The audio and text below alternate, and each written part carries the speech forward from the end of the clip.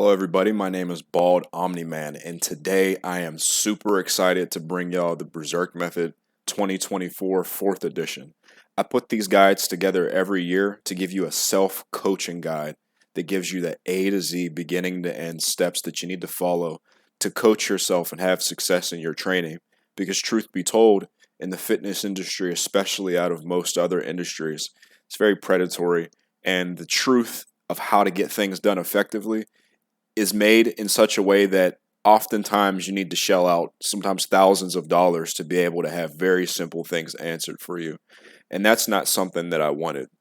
Now, the why behind this, Kentaro Miura was a really big inspiration of mine. And when he passed away in May a few years ago, it left me feeling depressed, quite honestly.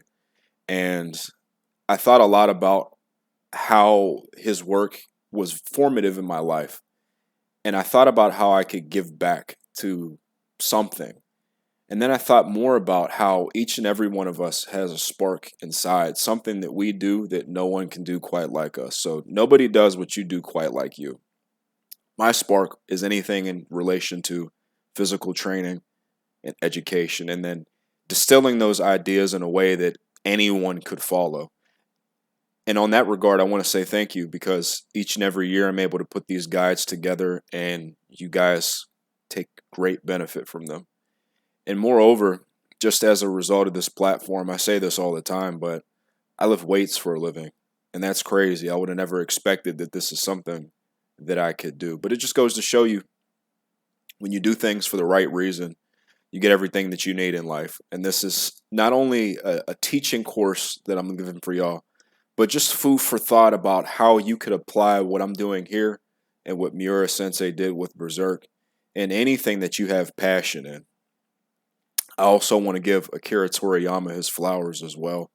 Since making the 3rd edition, he has also passed away, so I just want to say rest in peace to him as well. His work was really important in my formative years, and it's just something that I also want to carry on and portray to y'all with what I do with regards to training. So again, thank you for clicking on the video. Get ready for the best self-coaching experience of your life and get ready to learn. Now, here's what I want you to expect with the 4th edition. Nothing in the last edition was wrong. I don't want you to think this invalidates anything that we talked about already. What we're doing is we're exploring areas of opportunity that, upon review of the 3rd edition, it was a lot more nuts and bolts, right? Like, how do I structure this in my program? How do I do that? And there wasn't as much self-coaching concepts in there as I would have wanted. I'm not going to read through all these freaking slides, bro.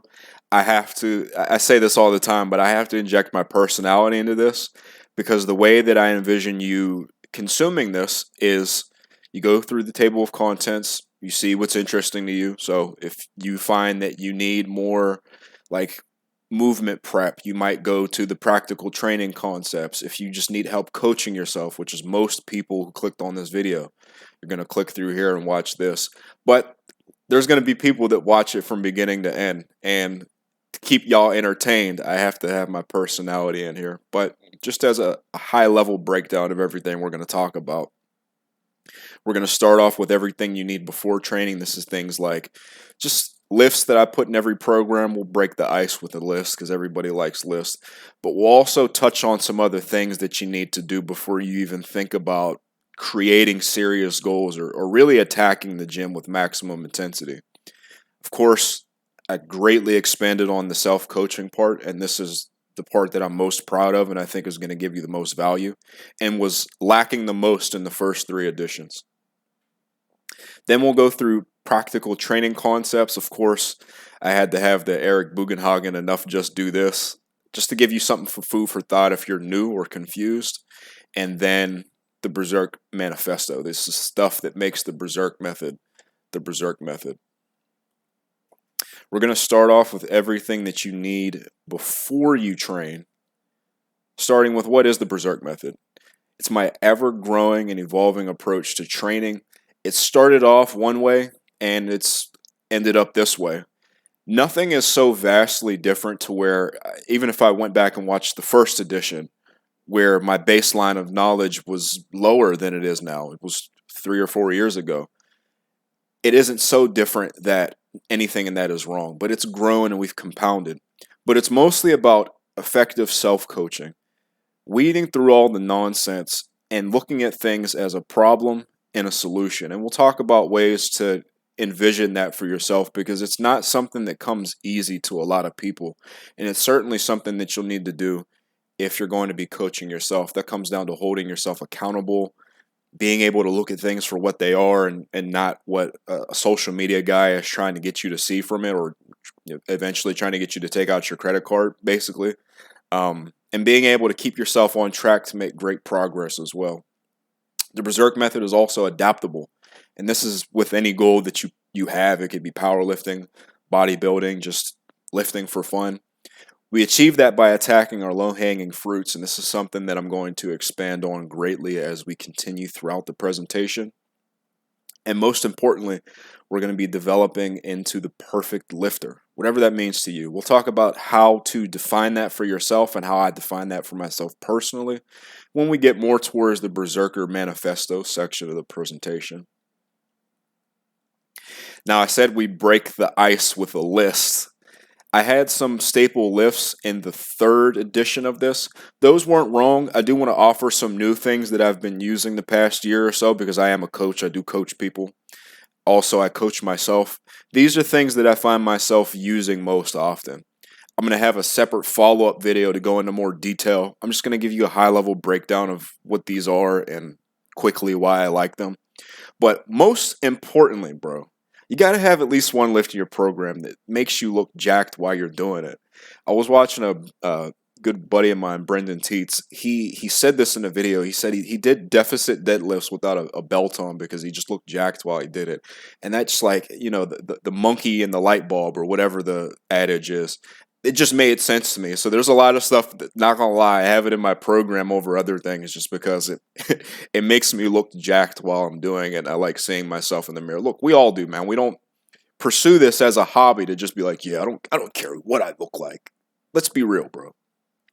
But more importantly, in terms of mechanistic things, like things that benefit the forward progression of our program, fun is important, but the nuts and bolts are as well. I put an extended range of motion press, whether that be like a deep dip, a deep bench press like on a cambered bar, or deficit weighted push-up, things along those lines. You could also achieve the same thing with shoulder pressing as well. So if you wanted to shoulder press with a camber bar, which I've done, it's an extreme range of motion. You get the same thing with dumbbells. More importantly, though, with regards to pressing, being well-rounded in and just pressing in general is something that I put a really high premium on. Even when I'm working with someone who is a power lifter, we still make sure to hit the incline, sometimes the decline, always dumbbells, and of course, extended range of motion pressing. Not only just the one press that you mainly want to get better at. To that end, something that I prescribe a lot is a seated shoulder press. That's what back support. We put it at a high incline. I just find that this is a really good lift to isolate the shoulders and remove the pecs from the equation. There's this ongoing discussion of, is the bench enough for shoulders? I used to say so myself, and it's been my experience the past couple years that a good shoulder press that you connect well with, just instantaneously, well, over time, but you'll notice that it gives you a lot better of a shoulder workout instantaneously. But over time, you'll notice that it makes you a lot wider as well, which is really important. Also, beltless hinge and squat patterns. It could be anything. I specify beltless here just because I find that when you can't rely on a belt to help you brace, it teaches you how to brace in of itself effectively and how to find effective positioning. So how to stack, like, for example, your upper back, your hips, and your foot pressure to be able to squat upright. We'll talk more about that when we talk about cues that I like for each lift in a little bit. But along those lines, we have front foot elevated split squats just because I find that they're hard, good work capacity. And they also make people with certain, your hips are built a certain way, just a way of saying the gigabrain terminology. And this really helps increase your hip flexibility to be able to be more stable in your squats. Weighted leg raises. These are a really good weighted ab exercise that people can do anywhere. It's pretty much why I like it. Anybody could do it. You could sprinkle it frequently throughout your training program. Lastly, and this is something I'm going to greatly expand upon in the follow-up video, bodybuilder calisthenics. Just doing lightweight calisthenics in a way where you don't have to add a lot of weight, because I find that when we add a lot of weight to a calisthenics exercise, it becomes less of a good hypertrophy movement or developmental exercise in general, and more of just like a ego lift. Foolproof isolation is the last one, speaks for itself. Again, we'll talk about each and every one of these at more length in the follow-up video. Just wanted to give you a high-level breakdown, some things that you could do right now. Add these to your training where it's applicable, and you'll get a good result from it. Here's a really important concept that I want to cover today, which will frequently pop back up throughout the rest of the presentation. But this encapsulates something that not only just helps you in your training, but just helps you in life in general. And it's something that I call the 10,000 foot view. And it's pretty much how we're going to use this to avoid bad or unnecessary advice, and more importantly, create better decision-making skills, because we're going to be coaching ourselves. There's a few things that you want to ask yourself, and this is you looking from the 10,000 foot view. So just imagine yourself. What it means is, if you can look down on the content that you're listening to, the person that you're talking to, and again, this could be at any avenue in life. It could be at a job interview, it could be at work, it could be some guy at the club lying to you about something. What is it that they're saying, first and foremost? Like, what are they saying? A lot of times with videos, for example, they'll have a really long, drawn-out way of saying something very simple, like, I don't like front squats because of this, or I don't like bench press because of that. You have to be able to look at that and not necessarily what they're trying to get you to do. So that's the second question. What are they trying to get me to do? Are they trying to get me to run their training program? Are they trying to get me to hate this because they hate it? Or are they trying to prescribe me something that is genuinely helpful in whatever use case they're talking about? More importantly, though, is if it's potentially useful, what is the real benefit? What would I get out of doing this? Oftentimes, especially when I release programs, I have fellas that really just love the idea of running a cool new program, and they don't see that a lot of the benefits that they're going to reap from running my program, they're already getting from a program that they have been running for a long time, or sometimes not even for a long time. A lot of fellas, maybe you can chime in and say if you're guilty of this, just constantly switch their programs, like every other month, sometimes even every few weeks. You have to ask yourself, am I doing this already?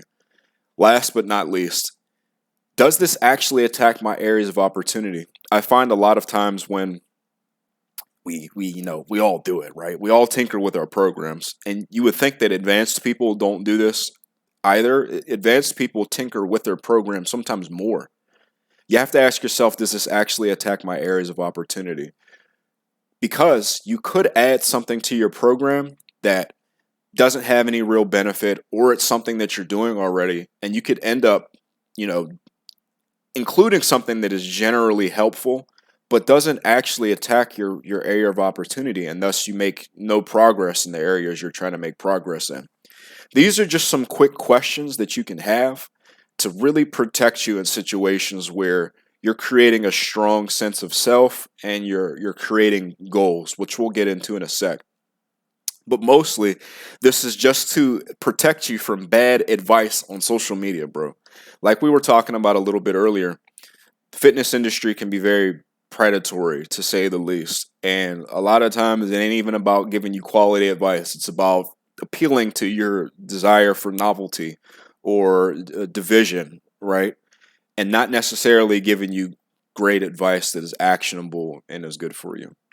It also allows you, in short, to take advice that is potentially good but wouldn't be applied well because you're just not the right audience for that particular piece of advice.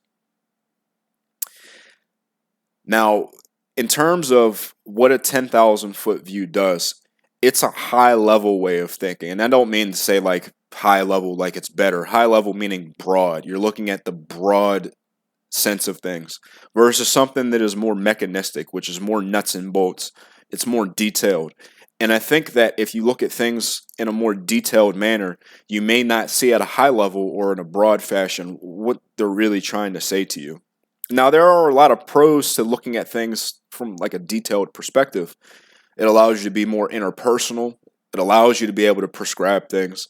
It allows you to say, oh, this seems interesting. This seems helpful. This seems like this could help me for my bench press. This seems like this could help me grow my legs a little bit more. But there are also a lot of pros behind being broad in your thinking as well. It allows you to be more objective and detached. Okay, this is a chest exercise that works just as well as the chest exercise that I'm doing already. It's cool, but for me to do this, it would halt my rate of progression on the other exercise. I'd have to relearn the technique, and overall, I would just be wasting my time, so I'm not going to do this. There are times when you have to apply both, though. You can't always look at things in a broad fashion because when it comes time to make specific changes to your program, you need to be able to look at things in a detailed fashion. But in my opinion, that has to come after looking at the broad picture of what you're trying to do. So I'll give you an example. Let's just say you were trying to find a tropical rainforest, but instead of opening up a world map and then looking at areas that have trees and tropical rainforesty type geographical features, you just start at a random point on the map and just start freaking walking, and you're like, I'm going to walk until I find a tropical rainforest. You have to be able to look at things in a broad view first, and then you zoom in and you apply more mechanistic, detailed thinking to it. But the real talk behind all this, though, is that a lot of times when navigating advice on social media, and this stops you from making changes to your program every time you find something that looks ridiculously cool, you have to be able to separate the personality and the charisma from the facts of the matter. That's what all this is about. And ultimately, this is the beginning of what makes a good lifter and a successful program, which we'll now begin to talk more about. This is more mindset. This is a high-level breakdown of lifters who I see thrive and lifters who eventually just burn out.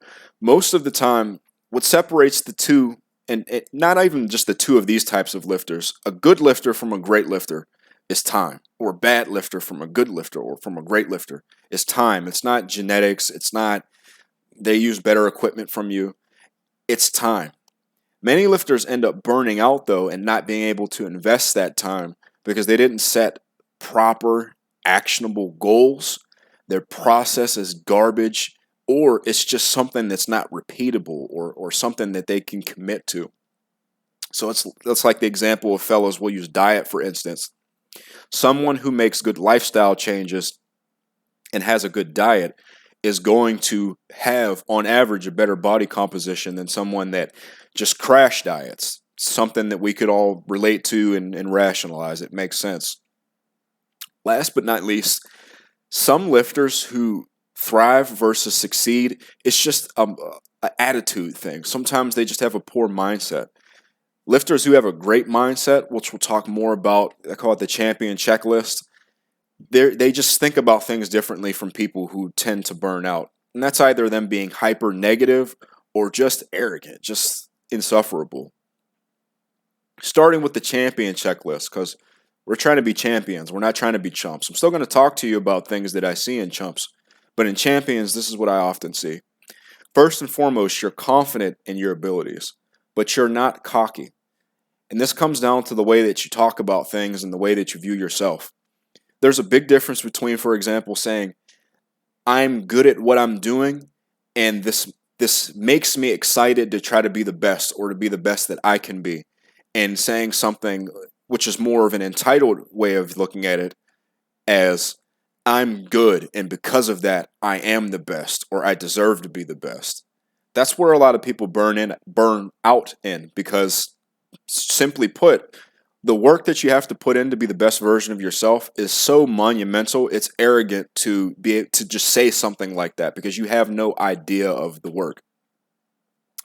You're not performative when you're a champion.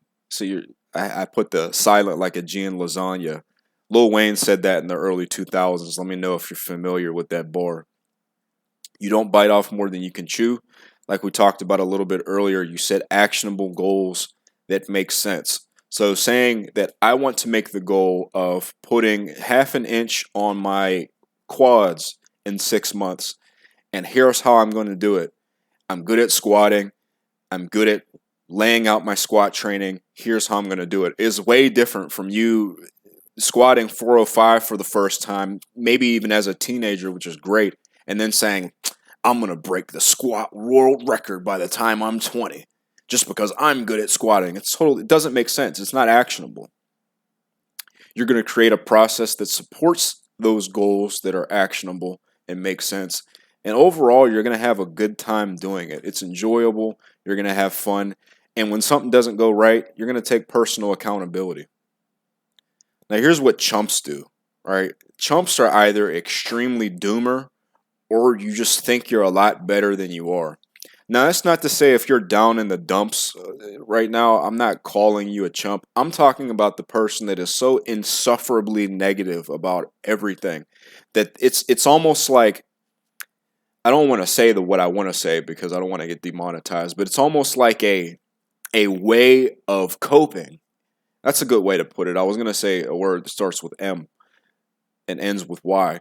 It's almost a way of coping and making yourself feel better or making yourself feel good that you're talking negatively about yourself. And then on the opposite end, of course, you have someone that just is innately just boosting themselves up in a way that isn't realistic or reflective of reality. Like we said earlier, it's the difference between saying, I'm good, so I'm going to try my best to get better, and saying, because I'm good, I can be the best in the world. I'm going to break the squat record by the time I'm 20. You set these insane goals with no real plan of how to achieve them. Time and time again, and this is one of the reasons why when people reach out for coaching, I make sure to have a deeper conversation with them about what they're really looking for. Because if you come to a coach or anything, or even to yourself, and you have this insane goal, it's always these people that work really, really hard because they're good at something. It's like Vegeta in Dragon Ball Z. He was the Saiyan elite. He was good at fighting. But as soon as he got his butt whooped, now he's all down in the dumps. And much the same, as soon as you reach that first plateau or your rate of progress slows down or you have a bad workout, suddenly, because your sense of self comes from the fact that you're good, now you don't want to do it anymore. And these are the guys that burn out because you don't like actually lifting weights. You just like the perceived outcome and ultimately how it allows you to boost your ego. This is like those, broccoli boys that good genetics, great at lifting, but it's the figure eight, bumper plate, deadlift bar, clout goblin, broccoli haircut lifters that they're not going to be training 5 years from now. They're going to be in a cubicle crunching numbers, which there's nothing wrong with doing that, bro. But you're not going to be lifting in 5 years if you have that type of attitude. These types of fellas, chumps, they blame their failures on things other than themselves, whereas the champion takes accountability. They'll blame their genetics, your equipment. Oh, they distracted me. Oh, they walked in front of my camera. Oh, it's too loud in here. Oh, my music didn't work. So that's why I didn't eat and sleep the way I was supposed to or try hard enough with my accessories and only did what I was good at. It wasn't because of anything that I did. They're unwilling to be introspective at the end of the day. Champion, chump. We're looking to be champions. At the end of the day, the final answer to all this is just because you're good at something doesn't mean you're the only one who is. And you have to have a strong process, and your success begins and ends with you. You have to have effective goal setting, and this has to be a skill that you develop and cultivate over time, which is what we're going to get into next. Effective goal setting. I like to break it down like this, man. We all are doing this for a hobby. We have to be able to make this something that we want to do long term. What do you like about lifting weights? Ask yourself that. What do you want out of lifting weights? if you want short-term results, there's a level of effort that comes into play with that is a lot less than you might think versus you burning out trying to do something magnificent. One thing that I think is really helpful is creating an idea of your perfect athlete and then finding someone who reflects that in real life. So for me, Dan Green, right off the top of my head, Dan Green is extremely jacked. He's strong at everything. His form is immaculate on everything. And overall, he's just a stud. I watched him lift in the animal cage, and fellas, him training one time a week basically and not using as much performance enhancers as he used to, he was still incredibly thick and much bigger than you would think, bro. So Dan Green off the top of my head is my ideal athlete. Part of effective goal setting, though, is having that ideal athlete, having your why and your what do I want to do, but then defining them into well-defined goals and then not constantly moving them. I want to constantly improve in my training over a long period of time and learn more. Very well-defined goal. What I do want to let you know is that there are multiple things that you can do, multiple goals that you have, but there's a limit. Your goals have to be synergist to one another, or you have to be willing to say that, okay, say for instance, I want to be fast at running, and I also want to be really jacked. You can't be the fastest that you can be while also getting as jacked as you possibly can be. There will have to be some give and take, and there will be a limit with either of those things where you'll have to decide for yourself which is more important to you. But most importantly, you want to have the right mindset in terms of your timeline and what the overall process is going to look like. But most importantly, just keep your goals simple for the most part. Most of us just want to get jacked and look good. That's all. I want to talk about some common goals just because saying it out loud will give a lot of people who are confused about, well, how do I set an effective goal and what's a good goal? Here's some common goals that aren't as complicated to reach as you would expect. We'll start with the first one. I want to gain some muscle. What do you think comes into play with just gaining some muscle and looking good without your shirt on? 2 to 3 days at the gym. Good diet, reasonable body composition. Absolutely everybody here can do that now more than likely with like a 30 to 45 minute gym session 2 to 3 times a week. If that's what you want, that's the type of program that you want to run. If you have time to do only that, perfect. You can still gain some muscle. You have to work within your limits and within your goals. You want to get extremely jacked. It's just more time in the gym and more accountability in terms of, are you eating enough? Are you sleeping enough? Are you managing stress? And we'll get into how to do all of that. But if this is what you want, this is what you need to do. If you want to be jacked and in good shape, you may need a few conditioning sessions on top of your training, which could just be something like supersets or timed rest intervals or something of that nature. And then last but not least, like we just mentioned, if you want to gain a little muscle and be in shape, you don't need to train all that much, bro. You can just Kino Body, for instance. He only trains upper body. I'm not trying to give this guy his big ups or nothing, but the dude lifts weights like 2 times a week. If you want to be in shape on top of that, you can do the rest of the workout is conditioning. The rest of the times per week is conditioning. You can run the other 3 days of the week. That's actually what I did mostly when I was a teenager, and I was in great shape. Sometimes goals overlap, though. If you generally just want to get bigger, you can focus on getting stronger, with good form, of course, and vice versa. So if your goal isn't specifically to be a power lifter or to be a specific strength athlete, you don't need to specialize in your training or overemphasize anything or have goals that are so really irrelevant to you that you get burnt out and you get lost in the sauce or you create a process that isn't enjoyable.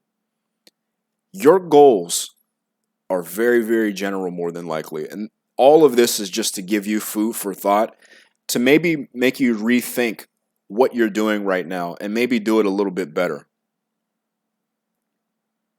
Now, when it comes to changing goals, the simpler your goal is, the less often that you're going to need to move the goalpost.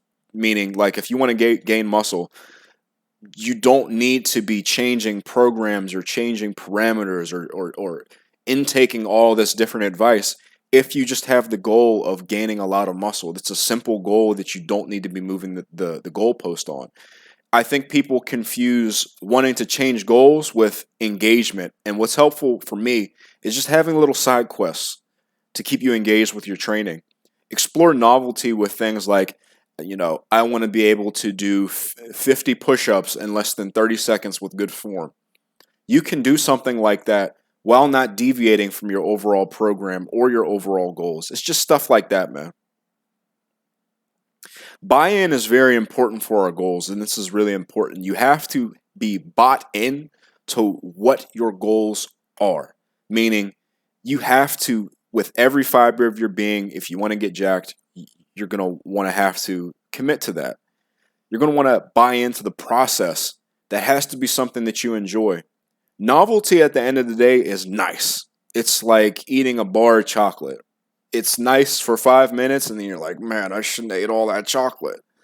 Much the same, if you're constantly changing things in your program or in your overall approach or your goals, you're going to have that temporary feeling of this is fun, or yeah, I like doing this. But then at the end of the year, when your counterpart has put on 5 pounds of muscle and you look the same or worse, don't blame them. Don't blame your genetics. Blame the fact that you're changing things around too much. Buy-in is passion, and at the end of the day, we all should be having fun with this. This is a hobby. Even for me, bro, I do this for a living. If I did not have fun doing this, I would not be doing it. Now, with talking about the process, a lot of us do not have good outside of the gym habits. Or for people that are doing mostly the right thing, we have 1 or 2 things we could touch up on that would vastly improve our results in the gym.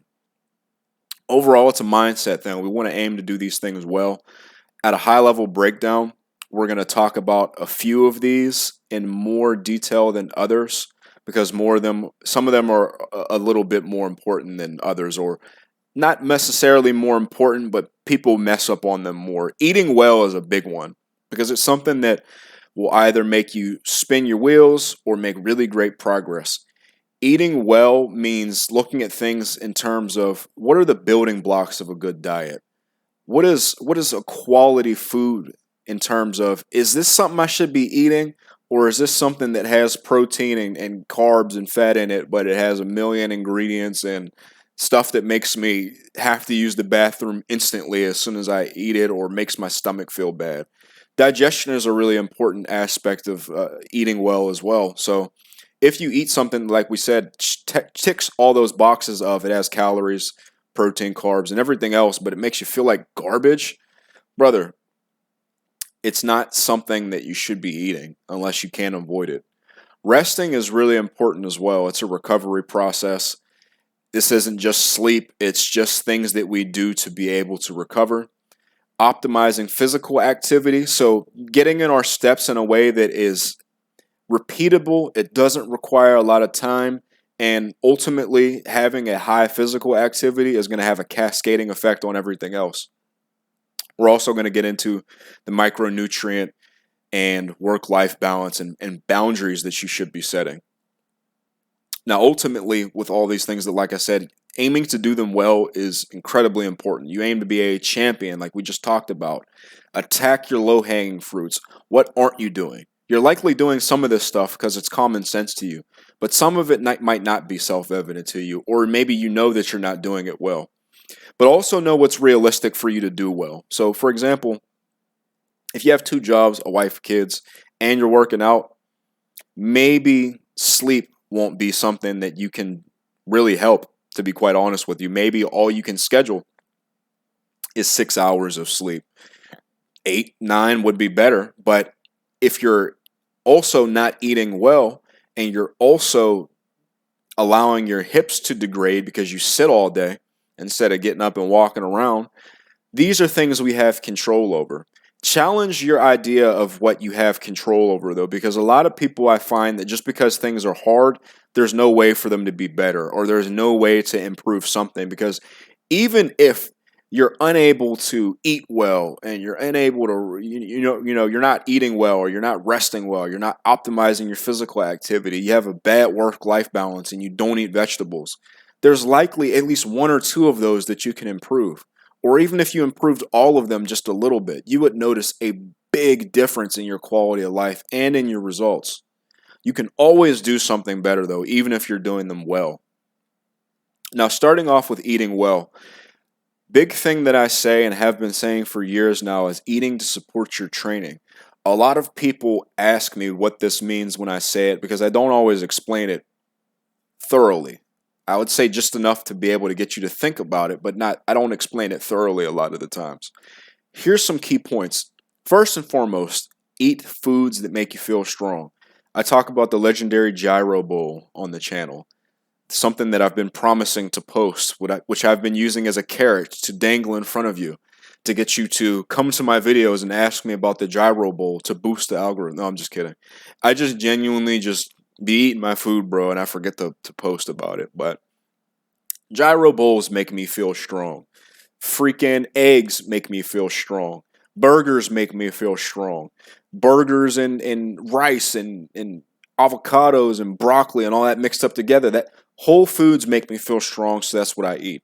I don't eat anything that makes me feel bad. So if I'm like, I feel lethargic, I have to go to the bathroom, this makes me have to puke, this is disgusting, I'm just not going to eat it. And I don't think that you should eat it either.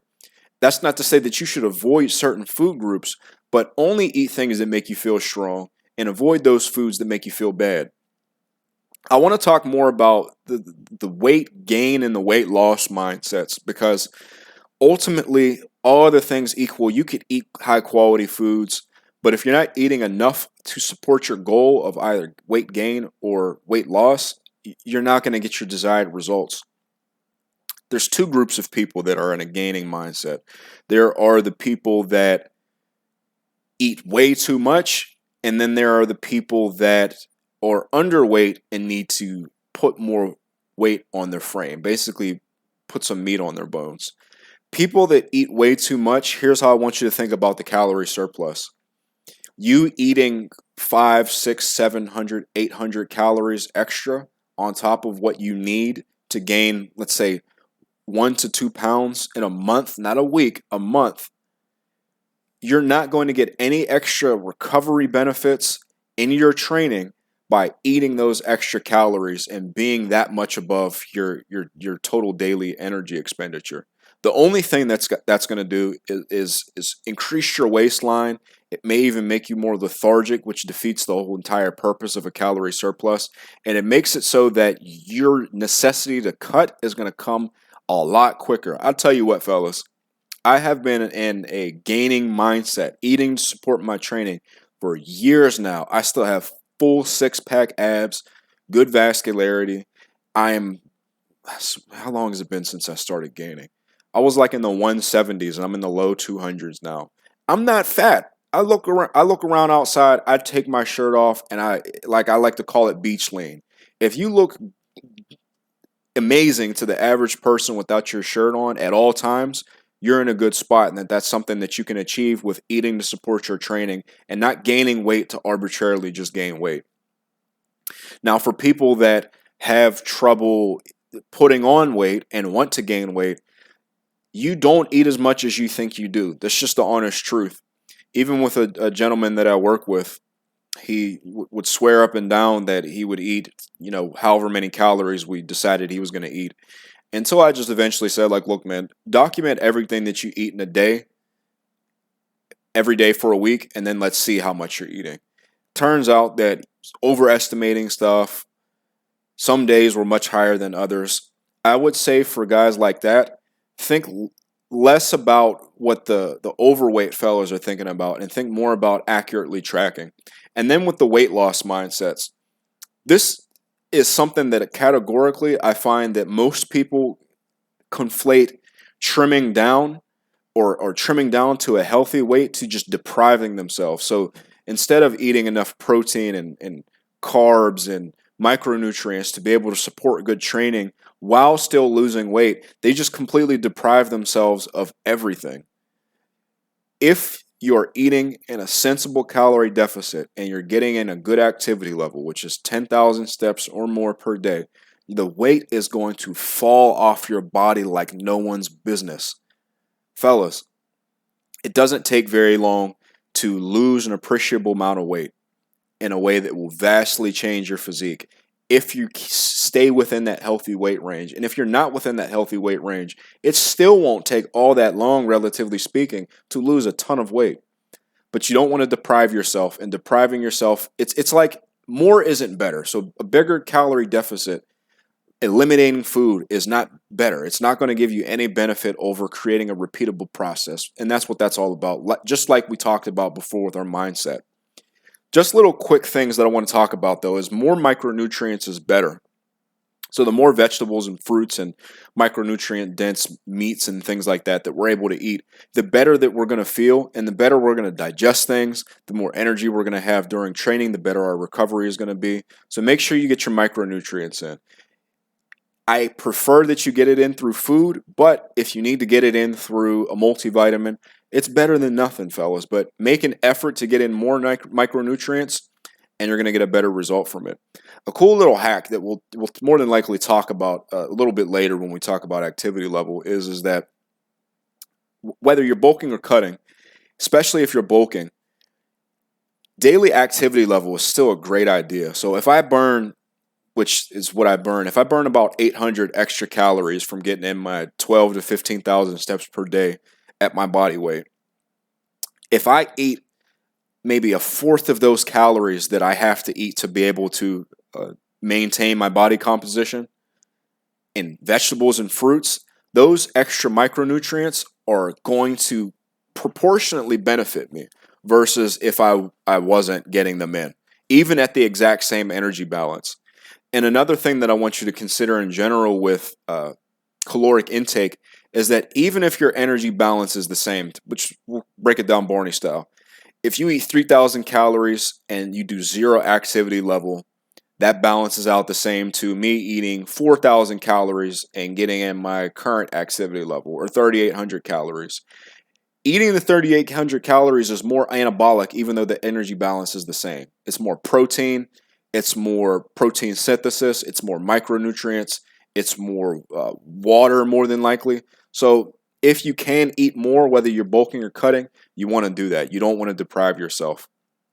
Now, in terms of getting in your standard electrolytes, which is your sodium, your magnesium, your calcium, your potassium, I prefer that you get that in through food. So it's like potatoes, kiwis, bananas. Salt is easy to get. It's in freaking everything. Calcium you can get in through a lot of dairy products, and if you want to be a tryhard and do the carnivore style grinding up eggshells, you can do that. But you're going to get most of it just through drinking stuff like milk, almond milk, things of that nature. But if you need to supplement with magnesium, that's something that is going to benefit greatly your sleep, things of that nature. And I prefer that you get in most of it through food. Supplement with magnesium, and you'd be pretty much good to go. Gut health. That's another really important thing before we move on to the resting and the recovery, which would be a bit more brief because it's not as intensive as eating well. I told you I'd focus more on this.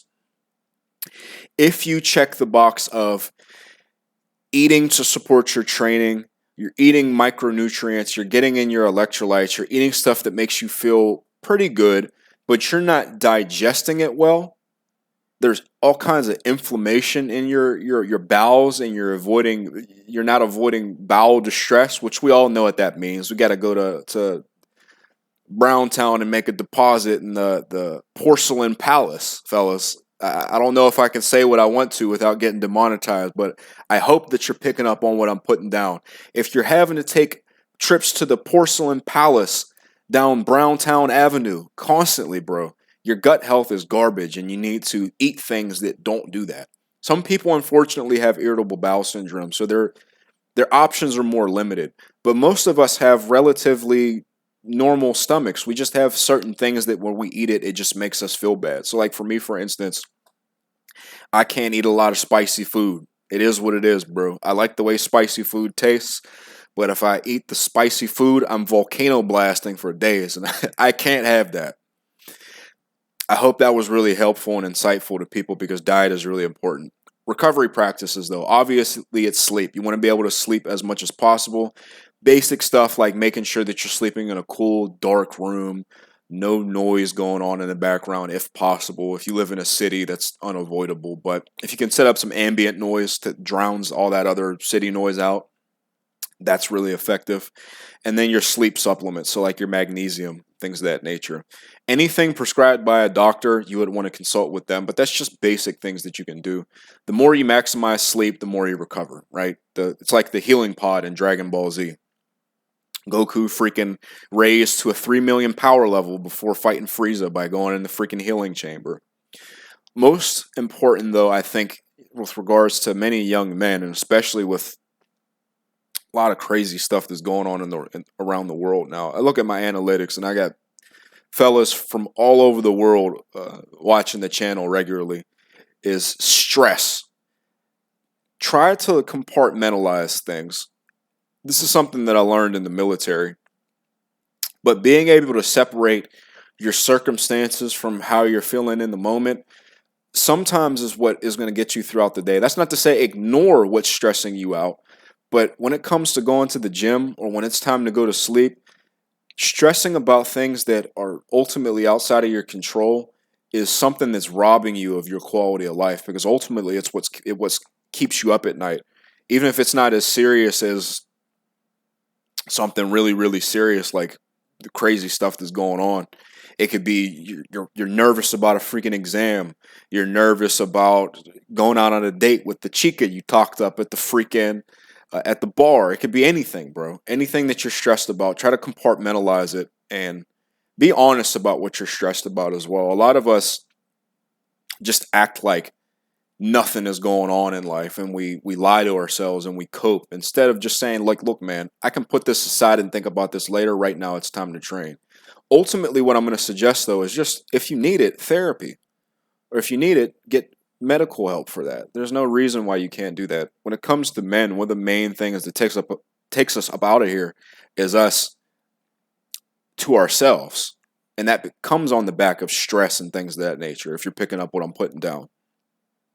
But we have things, I think, most of us anyway, where if we eliminate certain things in our life that are stressful, and this will come into play with the boundary setting that we'll talk a little bit more about later, we can have things that we can absolutely eliminate from our lives that will greatly impact our stress and our quality of life.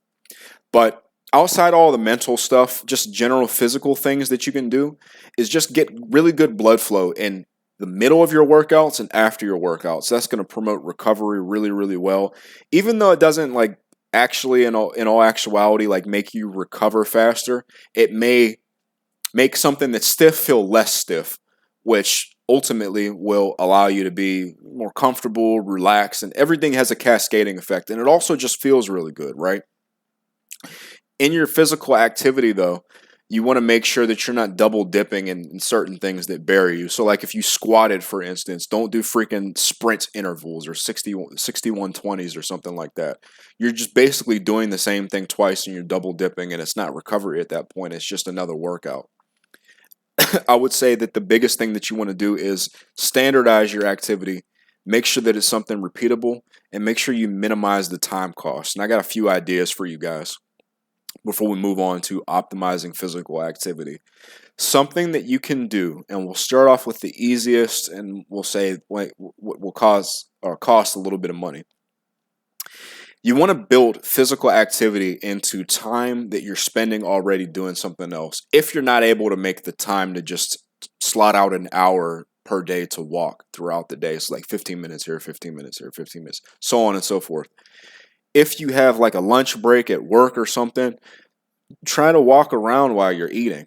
That may allow you to get 4,000 or 5,000 steps in during like a 30-minute lunch break or something of that nature. If you have 15-minute breaks after your 30-minute break, again, get up, walk around, move around, especially if you're sitting in a desk all day. That's an hour of walking. If you walk at even a moderate pace, that's going to allow you to get 7,000 steps in more than likely, and that's over 70% of the 10,000 steps that I recommend that you get in. There you go.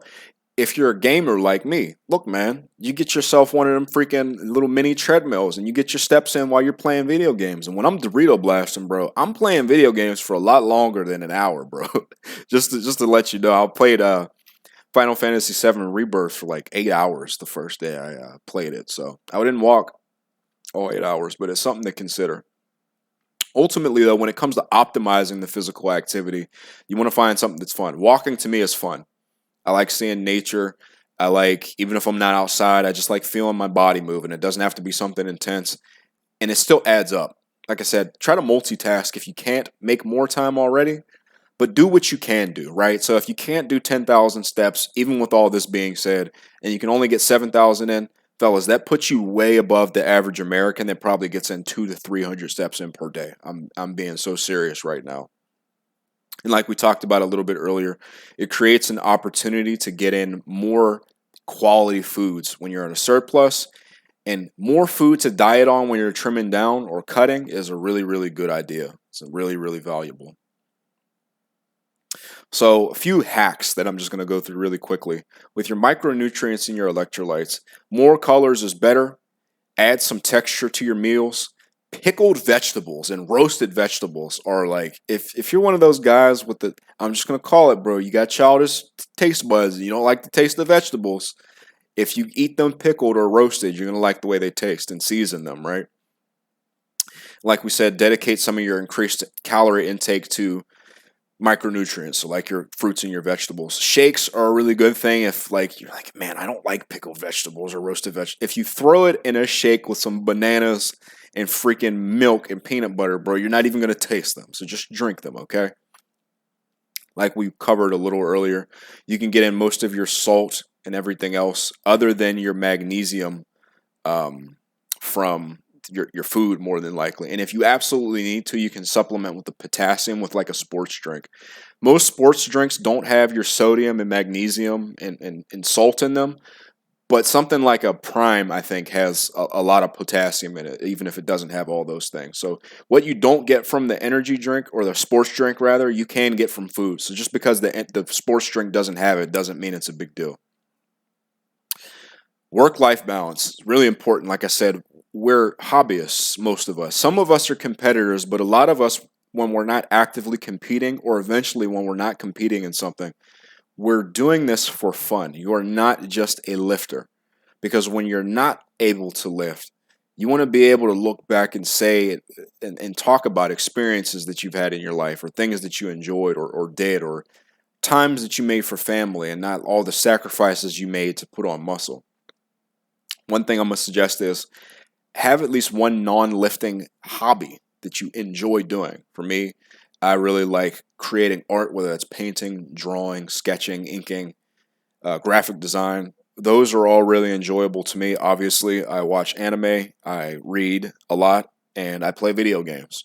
And I like going on my nature walks. Those are all things that I genuinely enjoy just as much as lifting weights.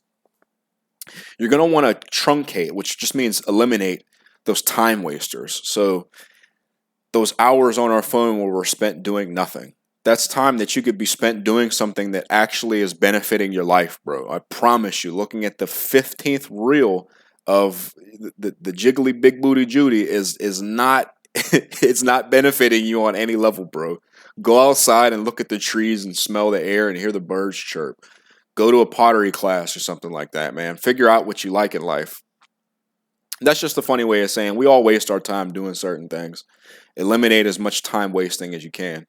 Make time for your loved ones. This is really important. The older that you get, unfortunately, the more that you're going to say goodbye to your loved ones as well. So you don't want to take for time the time that you have with them for granted. Whether that's a creator whose work inspires you, or a loved one, or a family member. You want to make time to enjoy those things.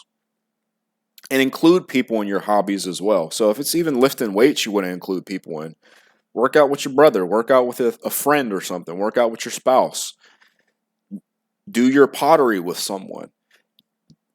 It takes a tribe, and it takes more than one person to. It takes a team. It's a team effort. No person's a one-man show, I like to say. You know, you want to be able to include people in things because ultimately it's the experiences we have with people that are most important. All of this doesn't transcend being a lifter, but part of being a lifter to me, what I think about is someone who is a rock star in all these things. You have to be able to know what to say no to versus what to say yes to.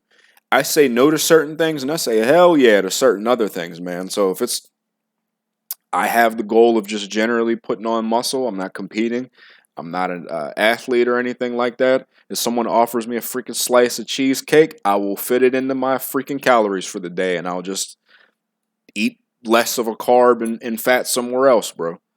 I'm already eating a lot of vegetables. I'm already eating food that I enjoy. I'll just eat a little bit less. I'm gonna say no. You gonna say no to your grandma's freaking baked goods, bro? You freaking serious? Come on, man. Be for real. Even if you're cutting, man, be like, grandma, I can't have the whole thing, but I'll have a bite. Come on, man. Don't say no to that because eventually she's not gonna be able to bake the pie for you, man. But when it comes to like getting wasted every weekend, don't do that. But create good boundaries that allow you to have a good balance of everything. Now, in terms of creating habits, we talked a little bit about things that you should be doing, how to do them. By now, you've established some form of habits. Here's how you create better habits. Some things you do better than others. Look at what, first and foremost, you feel you can do better personally, or something you feel you fall short at, or you're just not doing at all. Like for me, for instance, when I find a freaking new video game, like when Elden Ring Shadow of the Erd Tree comes out, I already know, man. I'm gonna feel each and every day like I'm walking one step closer to a freaking oblivion, because I'm gonna stay up all day till 4 in the morning playing it until I finish it. My sleep is going to be garbage then, and I could absolutely do that better when I'm playing my video games. This is advice that I can take myself, so we're not all perfect. You're going to want to find ways to incentivize doing the things that you're lacking at and doing them well. Or in other words, just make it easy for you to do it. Help me help you, that kind of thing.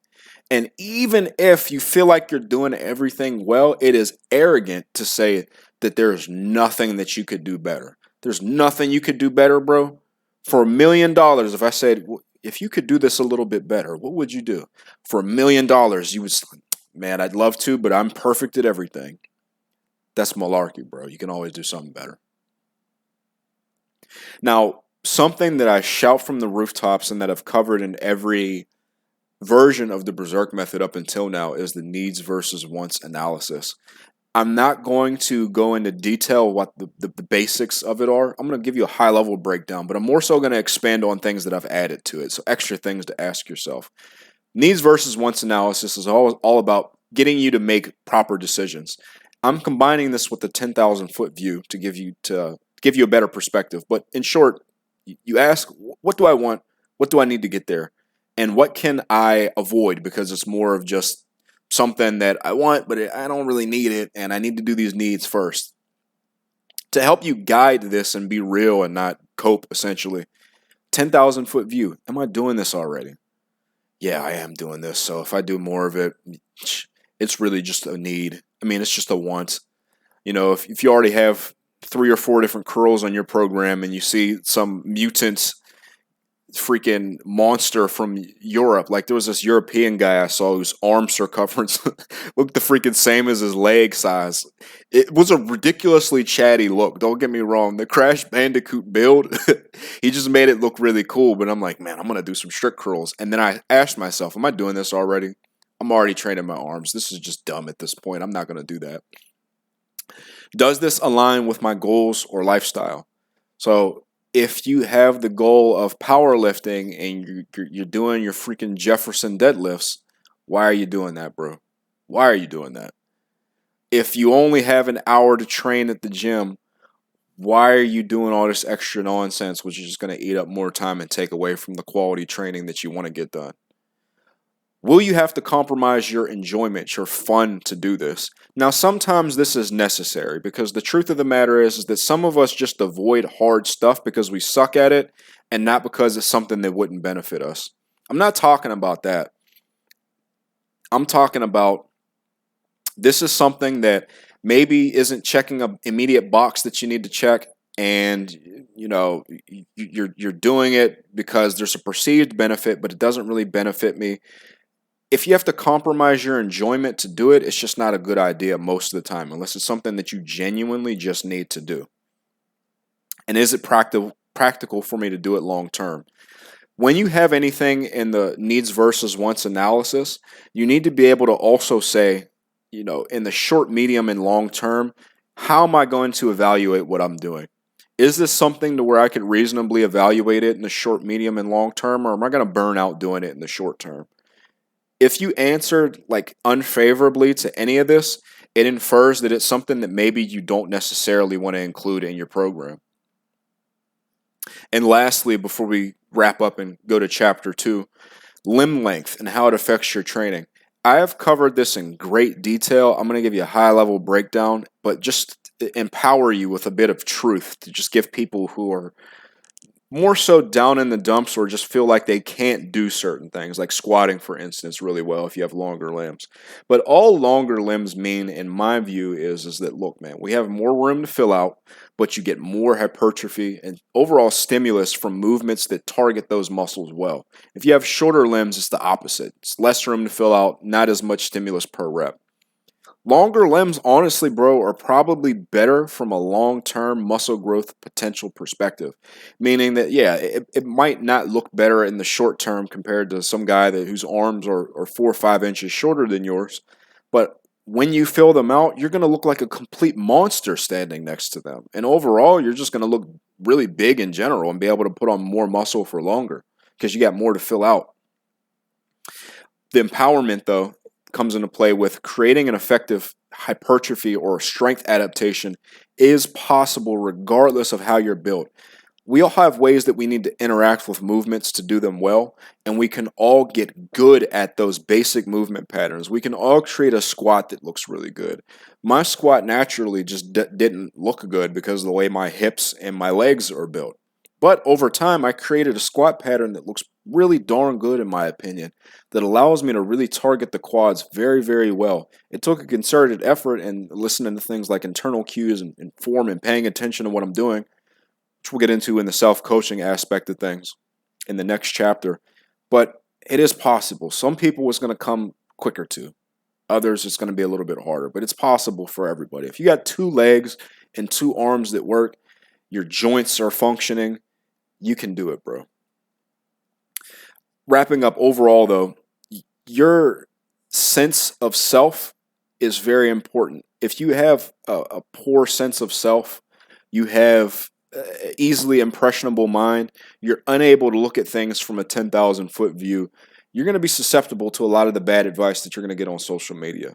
Sometimes, and again, even with the good advice, you're implementing something that would be generally helpful in a way that is not helpful for you because you're listening to more of what they're promising you or the personality than what they're saying. Being a lifter means managing all of those things, managing your food and everything you have control in. You have control over what you do, what you choose to do, and how you choose to do it.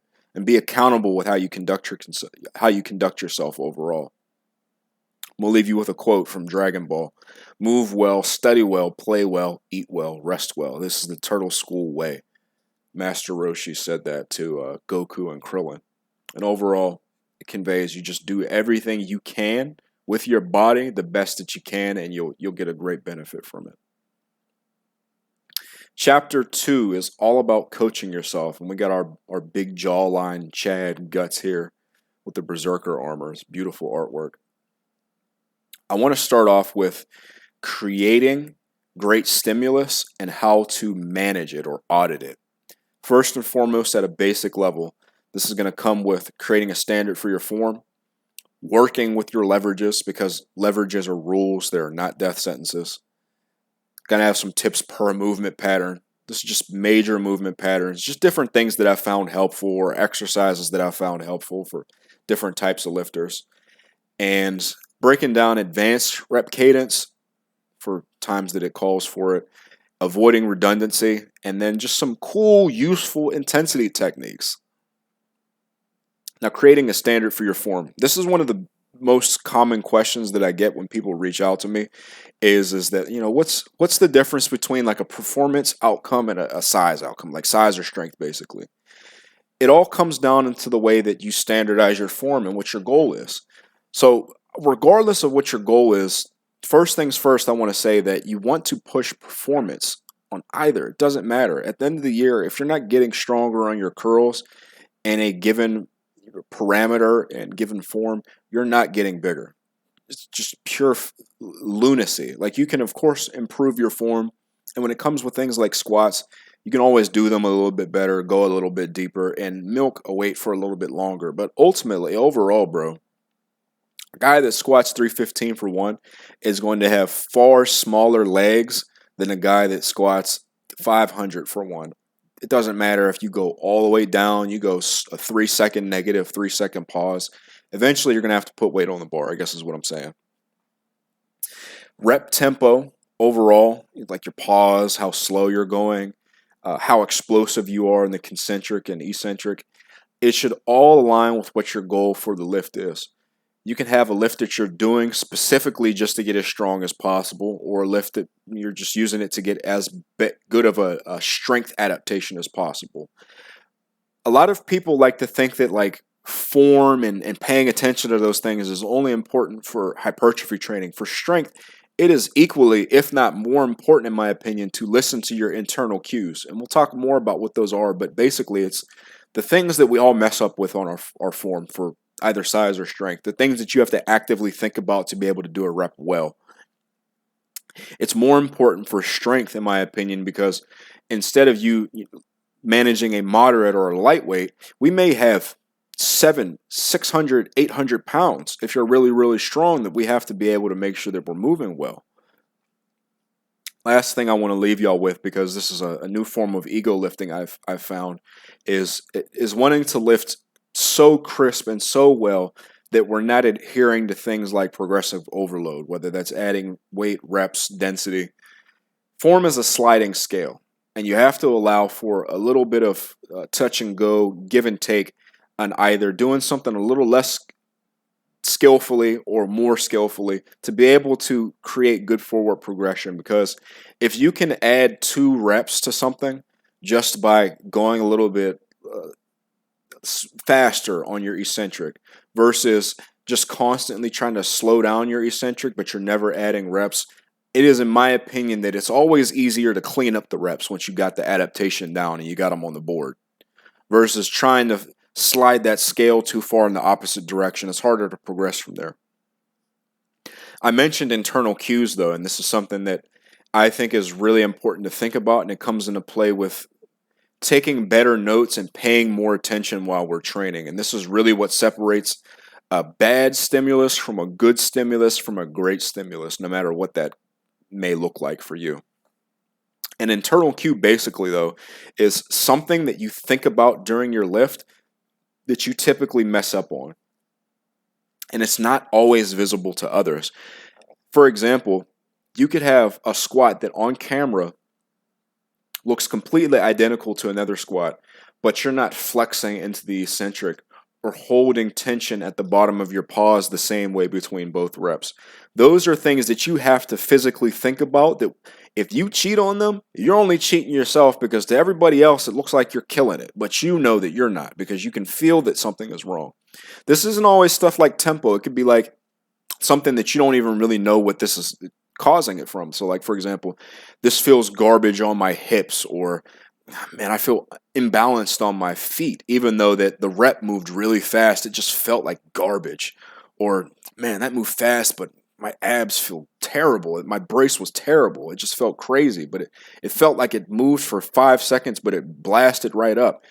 This comes into play with something internally that you're not doing right, that you really, really need to pay attention to. This is going to be those 1 or 2 cues to where, like, I always say that, listen, we can't think about a million cues. Think about 1 or 2 that is going to improve your rep. That's your internal cue. And to top it off, your internal cues are going to change over time, over the long term. So you're going to have to pay attention. The biggest, most helpful thing that I could say is that when you're trying to determine what is making a rep feel not great or what could make a rep feel better, is to just take better notes, logbook better. Logbooking isn't just taking note of the weight and the reps How easy was this? How did this feel? What felt off? What felt good? This is going to infer what your strengths and your weaknesses are with your form. And this isn't even just inherent to strength work. Like I said, internal cueing is really useful for your hypertrophy work. I mentioned at the very beginning at our Berserk method, icebreaker, staple lifts, bodybuilding calisthenics. I can reach failure after pre-exhausting with a first press, admittedly. But I can reach failure on bodyweight dips in 12 to 15 reps. And the eccentric can look the same to someone watching it, but in my mind, I'm flexing like I'm trying to bust out of my skin the entire time. And I'm holding tension in a way that I reach failure after 12 reps. I just do. That's not to say that I can't horse some hefty loads on weighted dips. I've dipped over my body weight, and I weigh in the low 200s for reps, for up to 5 or 6 reps. It's all about that internal cueing, though. And those are things that we can apply even for hypertrophy work. I do the same thing for pull-ups. Yeah, I can do over 4-plate weighted pull-ups. But I can go to failure with 15 to 20 bodyweight pull-ups if I cue flexing into the eccentric, holding tension. Those things that people can't see, but that I can feel and that I know that I'm doing or I'm not doing. So sometimes it's things like that as well. But overall, working on those things that we know we need to improve on, or those things where my upper back doesn't feel tight on bench, you do that, it's going to vastly improve the stimulus, whether it's for strength or for size. And you want to take note of those things. But just some quick tidbits for the presses, the squats, and the pulls. When it comes to working with your leverages for presses, we'll talk a little bit about both. So on either end of the spectrum, long arm, short arm, fellas. First and foremost, more than likely, bro, if you're not able to bench something, it's just because you're just not strong enough. Just get bigger. Just get more jacked. Bench press is the lift out of anything else. Any press, dips, weighted push-ups, anything, horizontal pressing. It could be if you're a Johnny bodybuilder and you're just doing the freaking hammer strength chest press. If you're not able to load 4 plates on there and go to town on the hammer strength chest press and you want to, it's because you need to get more jacked. You need to get bigger. One thing that helps with that, though, is a guided eccentric. It's not a slow eccentric. Again, it could look relatively fast to someone watching, but you feel that you're controlling the bar on the way down. You're lifting athletically, so you're not going super duper slow, but you're guiding it on the way down to make sure that your bar path is good. Obviously, we've all heard shoulders back. What's more important to me a lot of the time is not over retracting our shoulders or over pushing our shoulders back, but more so putting our shoulders down. That in my opinion, is what really locks you into a good upper back position. Try that out if you've had problems with upper back on the bench press. But again, like we talked about before, pay attention to the sensory feedback. Pay attention to what feels loose. Pay attention to what feels off. You don't have to overanalyze every freaking aspect of the bench press if it just feels off. What feels off about the bench press? It's not every single cue. It's one or two things. It might be your upper back positioning. It might be your wrists. My wrists feel kind of junky on bench press. Oh, it's because my wrists aren't turned in the right way. Maybe I'll try a bulldog grip. Oh, wait, that felt a lot better. I felt a lot stronger. Listen to your sensory feedback. Take note of that and use that to infer what you need to do, like we just said. Generally speaking, though, long arm guys, what I find is really helpful is having really strong shoulders. So doing your seated overhead presses, doing your incline benching. But for your shorter arm guys, I find that extended range of motion work is really helpful just because you have shorter arms and your work isn't as stimulative by definition because you're not moving the bar as far. But if you extend that range of motion, you get to reap the benefits of that. But for long arm guys, just to go back to them real quick before we wrap up and move on, is that stronger shoulders typically help you in a common sticking point where a lot of times as we fatigue through especially a set that has a decent amount of reps in it. So my differentiating factor in being able to hit 6 or 7 reps with 315 on bench versus hitting 8 reps is being able to stay in my groove. I find that when my shoulders are strong, I'm able to stay in the groove better, more consistently. That transition from off the chest back to lockout comes into play with a lot of shoulder strength. And I find that when you get out of the groove, My buddy Sam said the same thing. He just words it a little differently. When your shoulders are stronger, you can just brute force yourself back into a good groove. Versus if you just don't have the shoulder mass, bro, you're cooked. You're not getting the rep, or it's just going to be a lot more difficult. For either goal, though, whether it's getting bigger shoulders or extending that range of motion, a good two birds with one stone lift is incline benching. It's very useful for both things, and it really attacks both of those parameters on top of attacking a common sticking point in the bench press, which is the mid-range. So a lot of us have trouble, we'll say it one of two ways, off the chest or with lockout. The incline bench exaggerates that. And if you get stronger on the incline bench, it's going to be that much easier to push through that sticking point on the bench press. So really good tidbit for you there. Quick breakdown on performance versus size benching. Look, man, ultimately, a bigger bench with reasonable form is just going to make your pecs bigger. And the form, there's extremes to it, but ultimately it's not all that different. So for strength, higher arch, and whatever your stronger grip is, that's going to be good for performance. You're going to rely heavily on leg drive and potentially heaving if that's something that you're good at.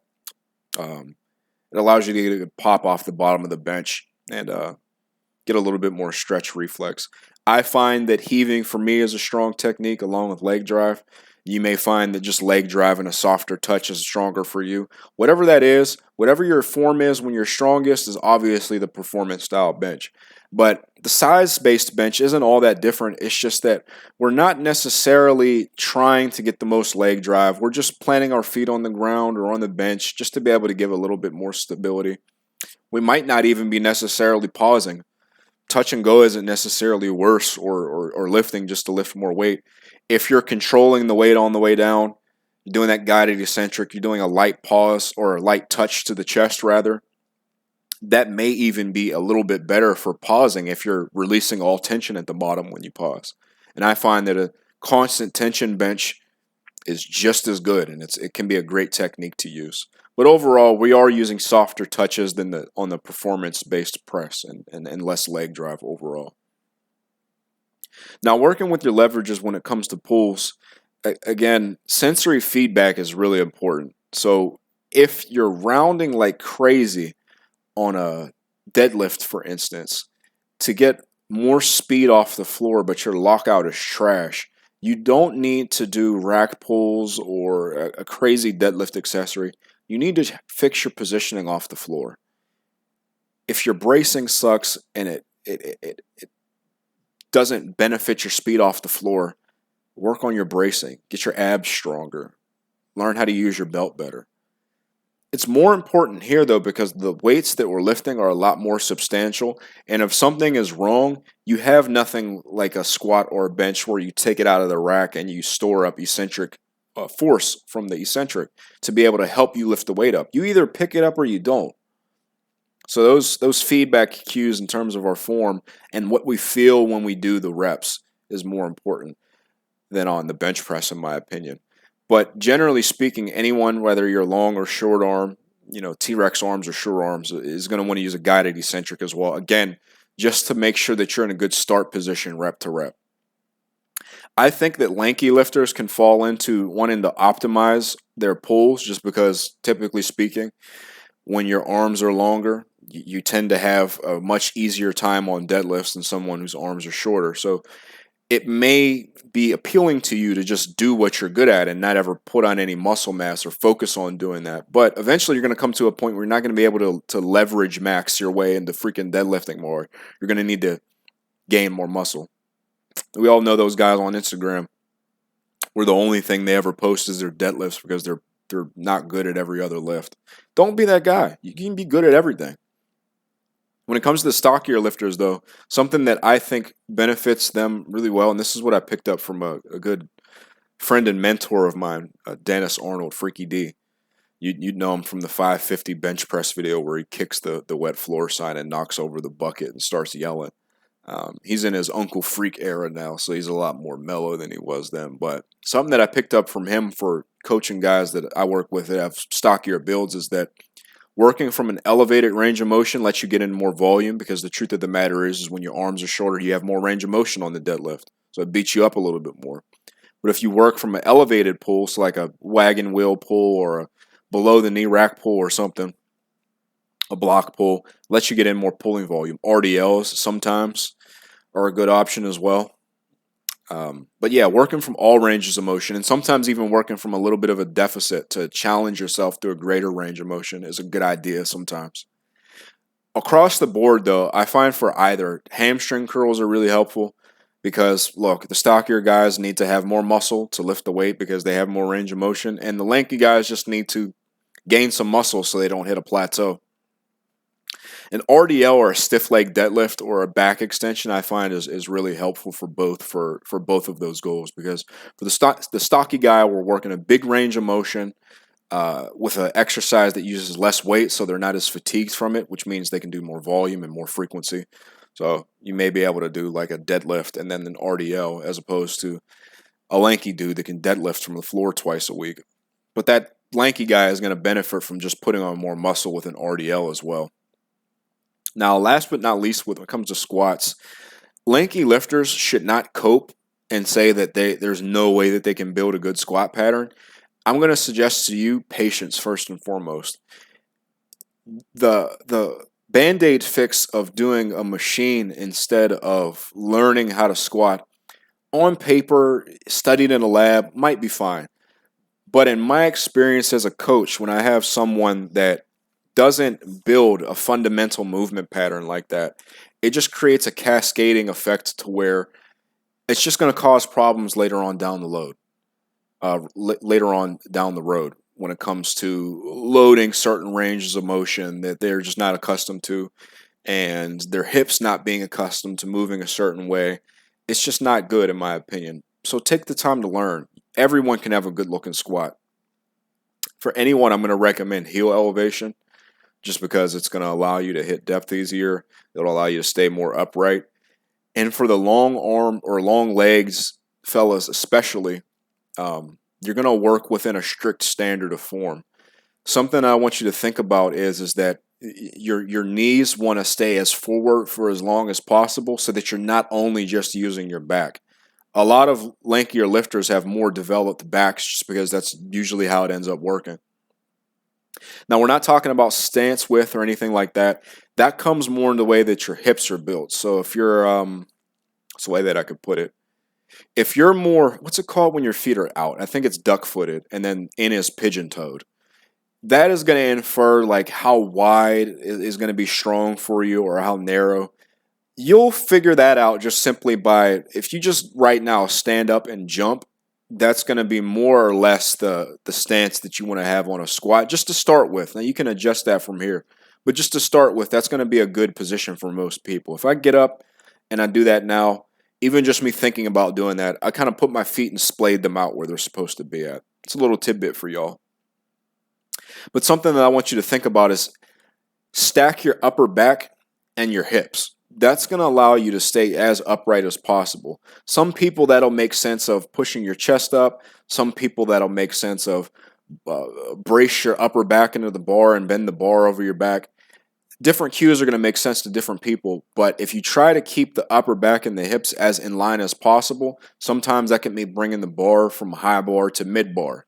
For me, that helps really effectively keep the bar and the weight over the midline of my body and keeps me upright. Think about that even foot pressure, though. You want to think about equal heels, sides of your foot, front of your foot. Don't even think about those three things, actually, bro. Just feel your entire foot in the ground. Don't even think about the constituent parts of it. Feel your entire foot. If you can't feel your entire foot in the ground while you're squatting, just move your feet until you do that, right?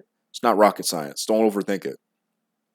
What I will say, though, is that your depth is going to depend on your stance width and how you push your knees out.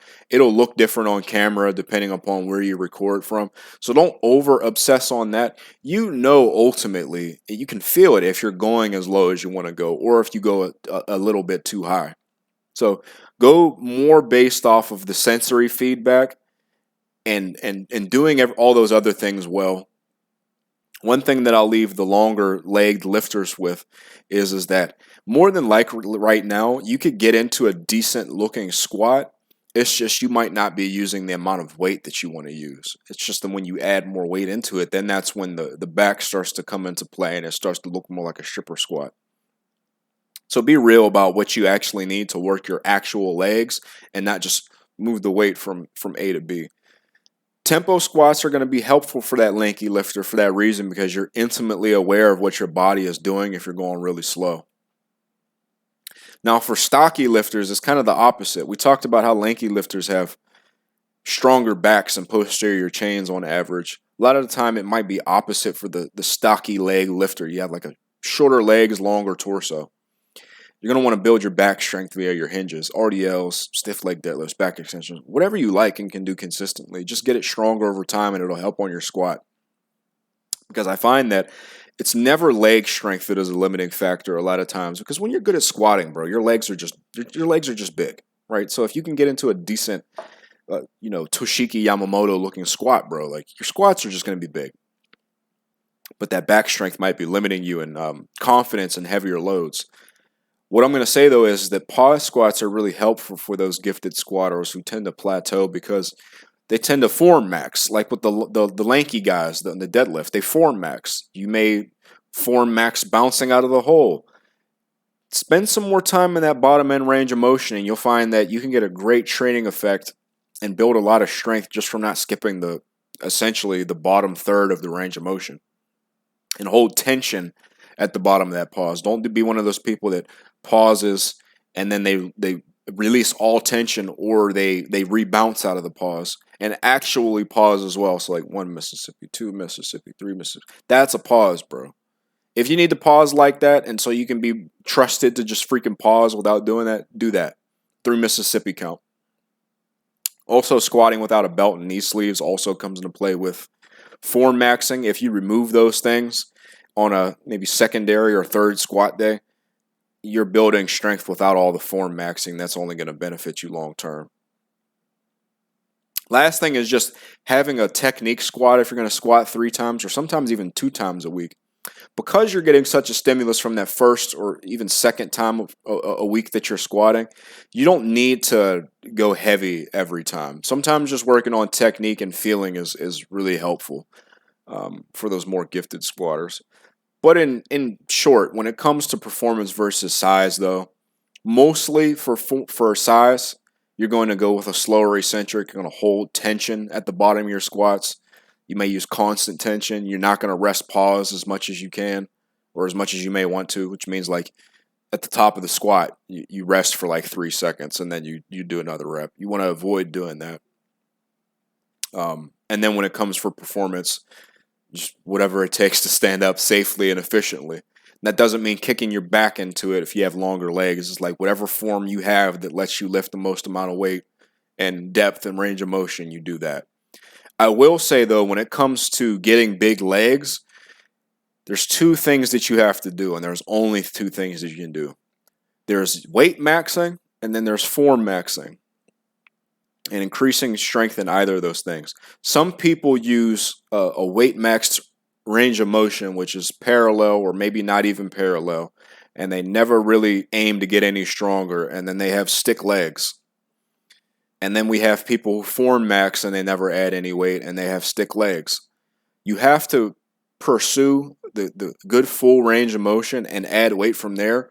Or if you're going to go parallel or parallel thereabouts, you got to be committed to some really heavy squats. And I'm talking some serious weight on there. I'm talking 5, 6, 7 plates getting big legs. But if all you want is big legs, man, you can get that with moderate weights, higher reps, and big ranges of motion with that slower eccentric and tempo.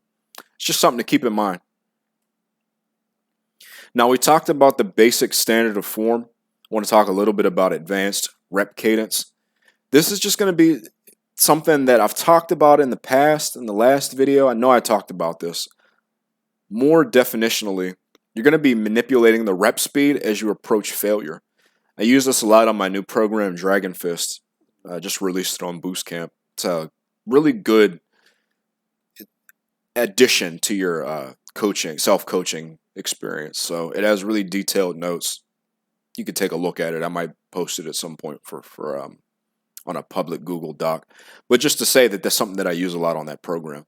You're doing this with either slower reps or longer pauses as you approach failure. And what this does is that with most programs, you're going to be building up over a course of weeks to a heavier weight over time, whether that's a heavy set of 10, 5, or a single. Just depends upon your goals. Sometimes when it comes to, like, after we do our main squat work and we have like a leg extension or something, or a split squat, and we're using that lighter weight, we don't want to do a million reps or be forced to use a lot of weight, because ultimately we just be fatiguing ourselves more, and that's not why we're doing the lift. We're doing the lift to get some more volume in, or more practice, or improve our flexibility with the split squats, or whatever the case may be. When you slow down as you feel failure approaching. So as soon as you start to feel that burn, then you start to slow down more and more every rep.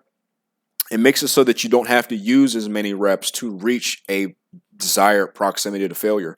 So you could go to failure with 6 reps instead of sometimes 15, depending upon how you do it, bro. Just something to think about. Like I said, it's great for those assistance exercises, or even if you have like a secondary day where you already went heavy once per week, you don't need to go heavy again. It'd just be redundant at that point, and get more out of less weight on that secondary lift. Something that you could try it on today is on a curl, something like a tricep press down or an extension, and a leg isolation. Try this on a leg extension or a hamstring curl. You're really going to like the way that it feels. Take a quick sip of coffee. So we're about an hour and a half in. Y'all fellas having fun? We're going to be talking next about avoiding redundancy. I talked a little bit about it just a second ago with regards to saying we just went heavy earlier in the week. There's no reason for us to go heavy again. Avoiding redundancy is really important, and it comes into play again with that 10,000 foot view. You need to be able to look at things objectively. But in short, once you do a good job with one physical quality, move on to the next one. More isn't always better. More with strength training isn't better. You know, once you do a good job with heavy deadlifts, you wouldn't then go do heavy stiff-legged deadlifts, and then from there do heavy RDLs, and then from there do heavy pause deadlifts, and then from there do heavy rack pulls. Or with heavy bench press, you wouldn't do freaking heavy bench and then close grip bench and then dead bench press from the pins. It's redundant. That's your heavy loaded stimulus. What I'm going to recommend is that after you work your heavy loaded stimulus, you start to look at either doing an extended range of motion, which could be from a dip, deep split squats, a back extension, or just your general assistance volume to get in more volume. So if you just squat it, you can do some leg press. If you just bench, you can do some dumbbell press. It can even be something where you're increasing stability just as a whole on that main heavy loaded lift. We'll use squats, for instance. I have internal rotation split squats here. A lot of times, because of the way fellas' hips are built, their ability to essentially push their hips in and out isn't as substantial as someone whose hips are built differently from them. So it's something that fellow that I work with, Andrew, that I'm having him do now on his program, 700-pound squatter, really, really strong guy, is split squats, where he's just focusing on that internal rotation. You know, it's a lift that he gets a little bit of extra volume. He's already squatting ass to ankles, so it's not really extending the range of motion, but it's working on a physical quality that we didn't work on. A good program is going to do a good job with multiple of these physical qualities at once and aim to do a good job with all of them. Last thing I want to wrap up with before we go into auditing our stimulus, so making sure that we're on the ball, is just some cool, useful intensity techniques. These can be used, honestly, man, I just like doing these for fun. You don't need to do them. So if you don't want to do them, you're just I'm meat and potatoes. I don't want to do anything but this. You don't have to. But just intensity techniques that you can use. You can slow your reps down, like we said, as you approach failure. We just talked about that. That's something that's useful for everybody. I'm going to suggest that for everybody for your assistance work. A lot of times, I'm going to put it to you like this, man. I'm just going to keep it real. I observe that you have strong fellas like, we'll use SSJ Bob, for instance. They may see him doing whatever weight on a tricep exercise or a curl or assistance movement, and someone will weight chase on the assistance exercise instead of focusing on doing it well or reaping the benefit from that exercise. Slow them reps down, man. Use the exercise for what it's for. If you want to chase weight, load up the bench. 585 for starters, bro. Don't weight chase on the freaking curls. Don't weight chase at the expense of getting the benefit of the exercise. Tangent aside, rest pause training, cluster sets. I put the channel onto these last year. I originally heard about them from Josh Bryant, world-renowned coach. He really likes using them for things like push downs, accessories for the arms, leg extensions, curls, calves. You can use it for abs. What it basically means is you do 3-4 reps, rest 3 to 4 seconds, do 3 to 4 more reps, you rest a little bit more, do a little bit more reps, and you continue that over and over again, resting no more than like 10 seconds between clusters for, we'll say, 5 minutes. You put on some jam that gets you fired up. It could be the last thing you do in your workout, and you just get the work in. Really good for work capacity, really good for getting in more work in less time. Lengthen partials after your full range of motion lift. I know good friend Jeff is a really big fan of these with his arm work and with his back exercises in particular. Basically, you just do a full range of motion rep with good form.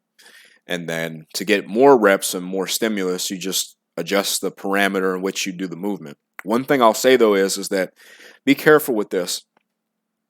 It works for Jeff because of his particular set of skills and his particular strengths and weaknesses. He has good endurance, and he enjoys and chases pain in the gym.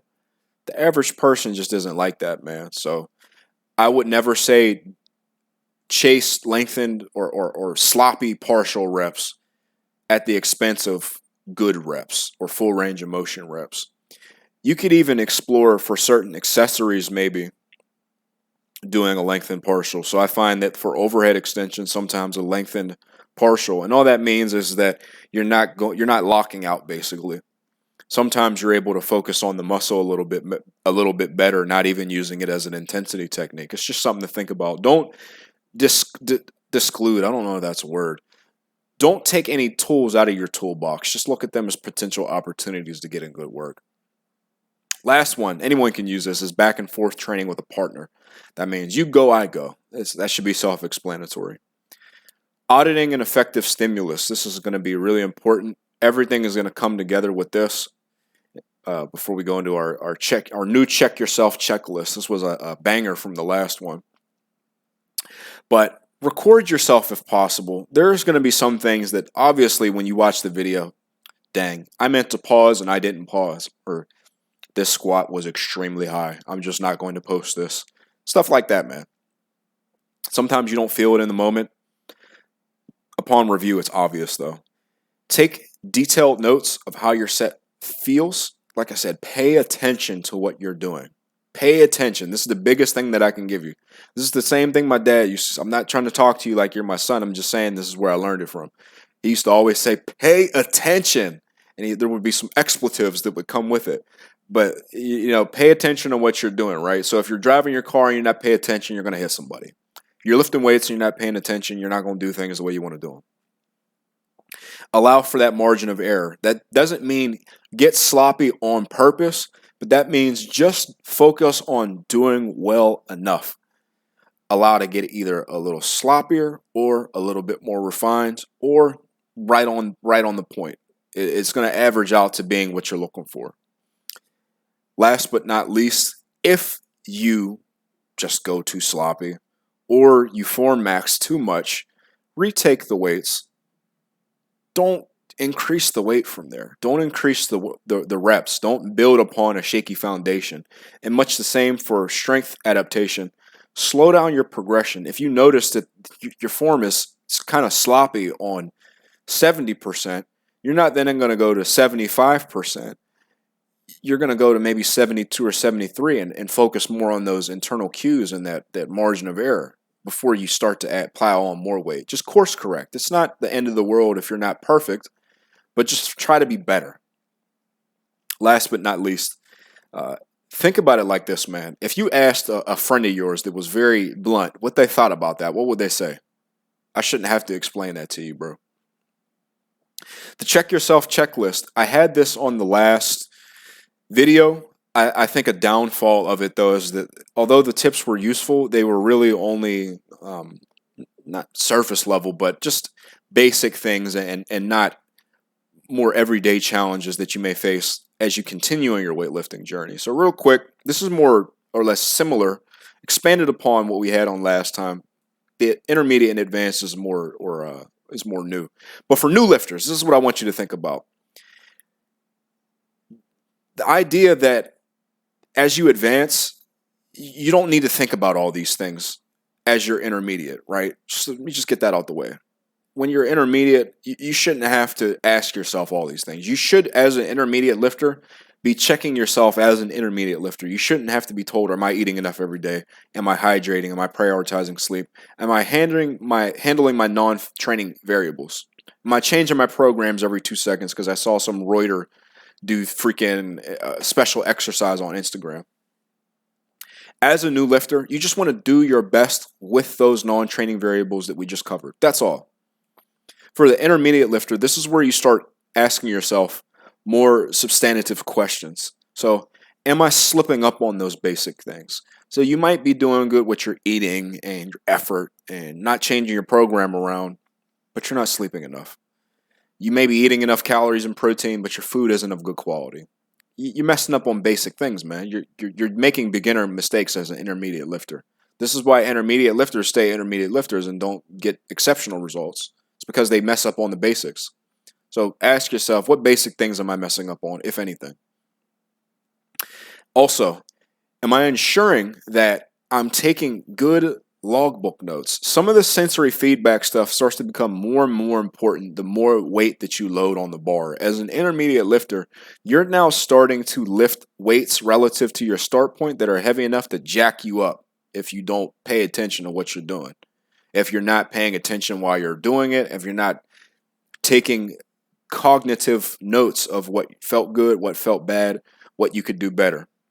I have my notebook in my hand right now, as I'm taking timestamps for everything, but I can look through this same notebook and find detailed sensory feedback notes about everything. It's just something that you want to start to pay more attention to as an intermediate lifter. Last but not least, come on, man. How often are you doing something that you have no business doing and you know it? Enough said. Now, again, with the advanced checklist, the idea is that you shouldn't be checking yourself on a lot of this intermediate stuff. You're asking yourself a different set of questions. You should, as an advanced athlete, and if you're not doing all these things, you're not an advanced athlete, right? So if you're strong and you eat like a charlatan, you're not an advanced athlete. You're not. You're just some strong hoss. You're a horse, but you're not an advanced lifter. An advanced lifter does all these things without needing to check themselves on it. As an advanced lifter, you have to check yourself on different things, though. Are you messing up on the things that you don't feel like doing, right? So, for instance, if you know that you got split squats that your coach put in or that you put in because your hips feel messed up when you don't have them, but you phone them in, or sometimes you do them or sometimes you don't do them, start doing your split squats, bro. Do you make changes before you truly see how something is affecting you? I mentioned earlier that advanced lifters sometimes tinker with their programs a little bit more because we have more experience to be able to cognitively or experientially know what something does a little quicker than a newer lifter or an intermediate lifter might be able to identify.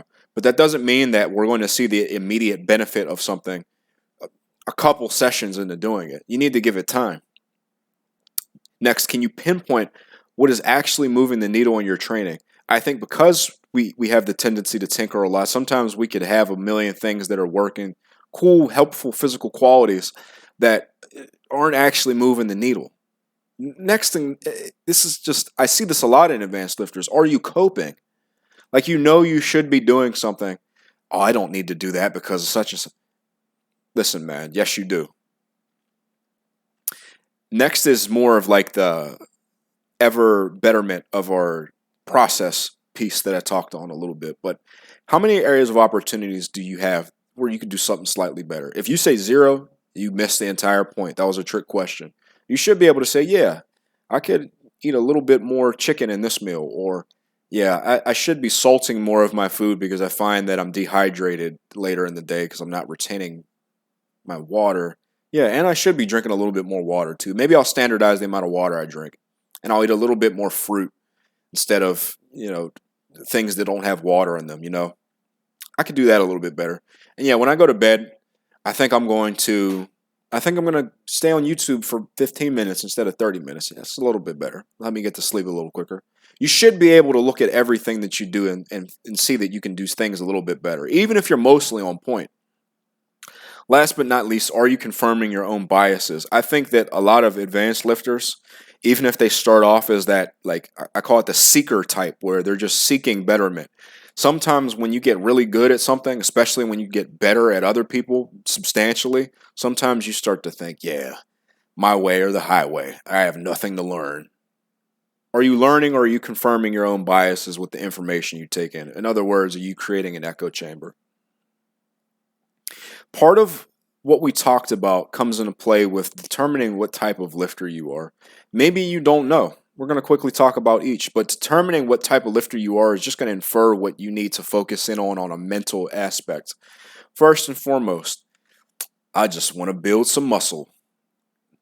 You're just a more laid back type of lifter that may not need to take a lot of this stuff as seriously. You may not need to adhere to your process as much as someone who wants to put on as much muscle as possible.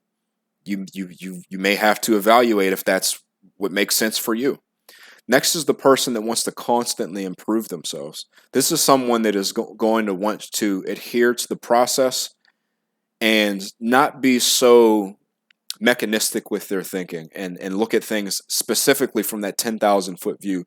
We all should be doing that as often as we can, but I find the person that wants to improve themselves constantly often tends to look at those smaller details, and they tend to be more of a tinkerer than someone that could look at things objectively.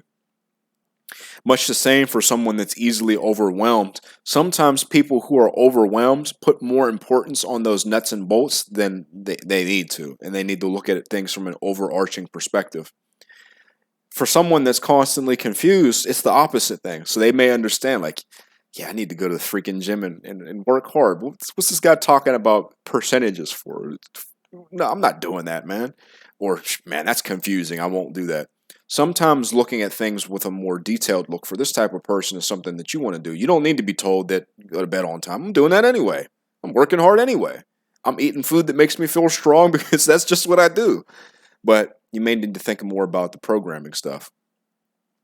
Next is two of the worst types of lifters that you can be. And I say worst because you're going to need the most either self-coaching or attitude adjustment. I'm the best, meaning you're essentially a narcissist, basically, and it's over. You're a doomer, right? So if you think you're better than everybody, bro, you're going to be humbled. So think less in the capacity of you're entitled to your greatness than I'm good at this and I'm going to aim to get better. And sometimes people need to be humbled. Sometimes it's not something that you could just be objective about, because the truth is, some people just feel that way about themselves. They need to be humbled. Likewise, with people that are just doomers and feel like it's over, you need to be humbled, but in the opposite direction. You need to be shown that your actions, good or bad, have direct impact on what you get from it. So you need to be shown that once you start to pay attention to these things and optimize what you can optimize and do what you can, you start to get a better return from the effort that you put in. I want to talk next and transition into creating more effective and consistent in the gym habits. You're probably doing some of these already or most of them, but real quickly, proper intensity, trying hard enough, but also not try-harding, meaning if it's time for you to bench 225 for some sets of 20, don't load up 275 just to get an Instagram clip. Don't load up 315 just to get an Instagram clip. If it's time for you to deadlift 405, Don't load up 600 for an Instagram clip. Fix your form. You know your form's messed up, man. You know that you're fudging your form because you're try-harding. Don't do that. Fix your form. Refueling and resting properly. Resting properly doesn't just mean taking enough rest. It means not resting too much. So don't take 10 minutes in between sets when you know you should be taking 4. Refueling just means have like an intro workout. It's just helpful to have snacks in your bag, fruit like bananas, electrolyte drinks. Those are good. Paying attention, good log booking, which we've talked about a lot up until this point, and we'll talk about a little bit more. And last but not least, not coping. Stop avoiding things that are hard and only doing the stuff that you're good at. More effective log booking. We've talked a lot about that. Just some high-level points just to refresh your memory before we go into some of the final topics in the self-coaching part of this video. And like I said, this is the most important part of this video. This is the part of the video where, like, I know some people are going to watch this from beginning to end, but this is the part where I want you to watch this from beginning to end because it's important. Now, when it comes to effective log booking, like we said, it's more than just tracking sets and reps. It has to be combined with good video footage, or even looking in a mirror if you don't have something to record or you can't record in your gym when it's applicable. So like some things you're not going to be able to look into a mirror while you bench press, or on certain exercises like machines, you're not going to be able to look into a mirror. But you can look into a mirror when you deadlift. You can look into a mirror when you squat. You can look into a mirror when you're doing your curls, your extensions with a dumbbell. More importantly, you're going to want to employ that 10,000 foot view. Objectivity. Be detached. Think about, how would I feel if my favorite lifter was looking at what I was doing? What would they write about this from their perspective? They would say that I went too fast here. I could have slowed down here. I went too hard here. Next time I'll do better. You're taking into account how easy your set was. How clean did the set look? How clean did it feel? If it didn't feel clean, that means your internal cues were bad, even if it looked fast and it looked clean. Much the same, if it felt kind of bad, or not bad, but slow, but it moved really slow, then you're really messing up.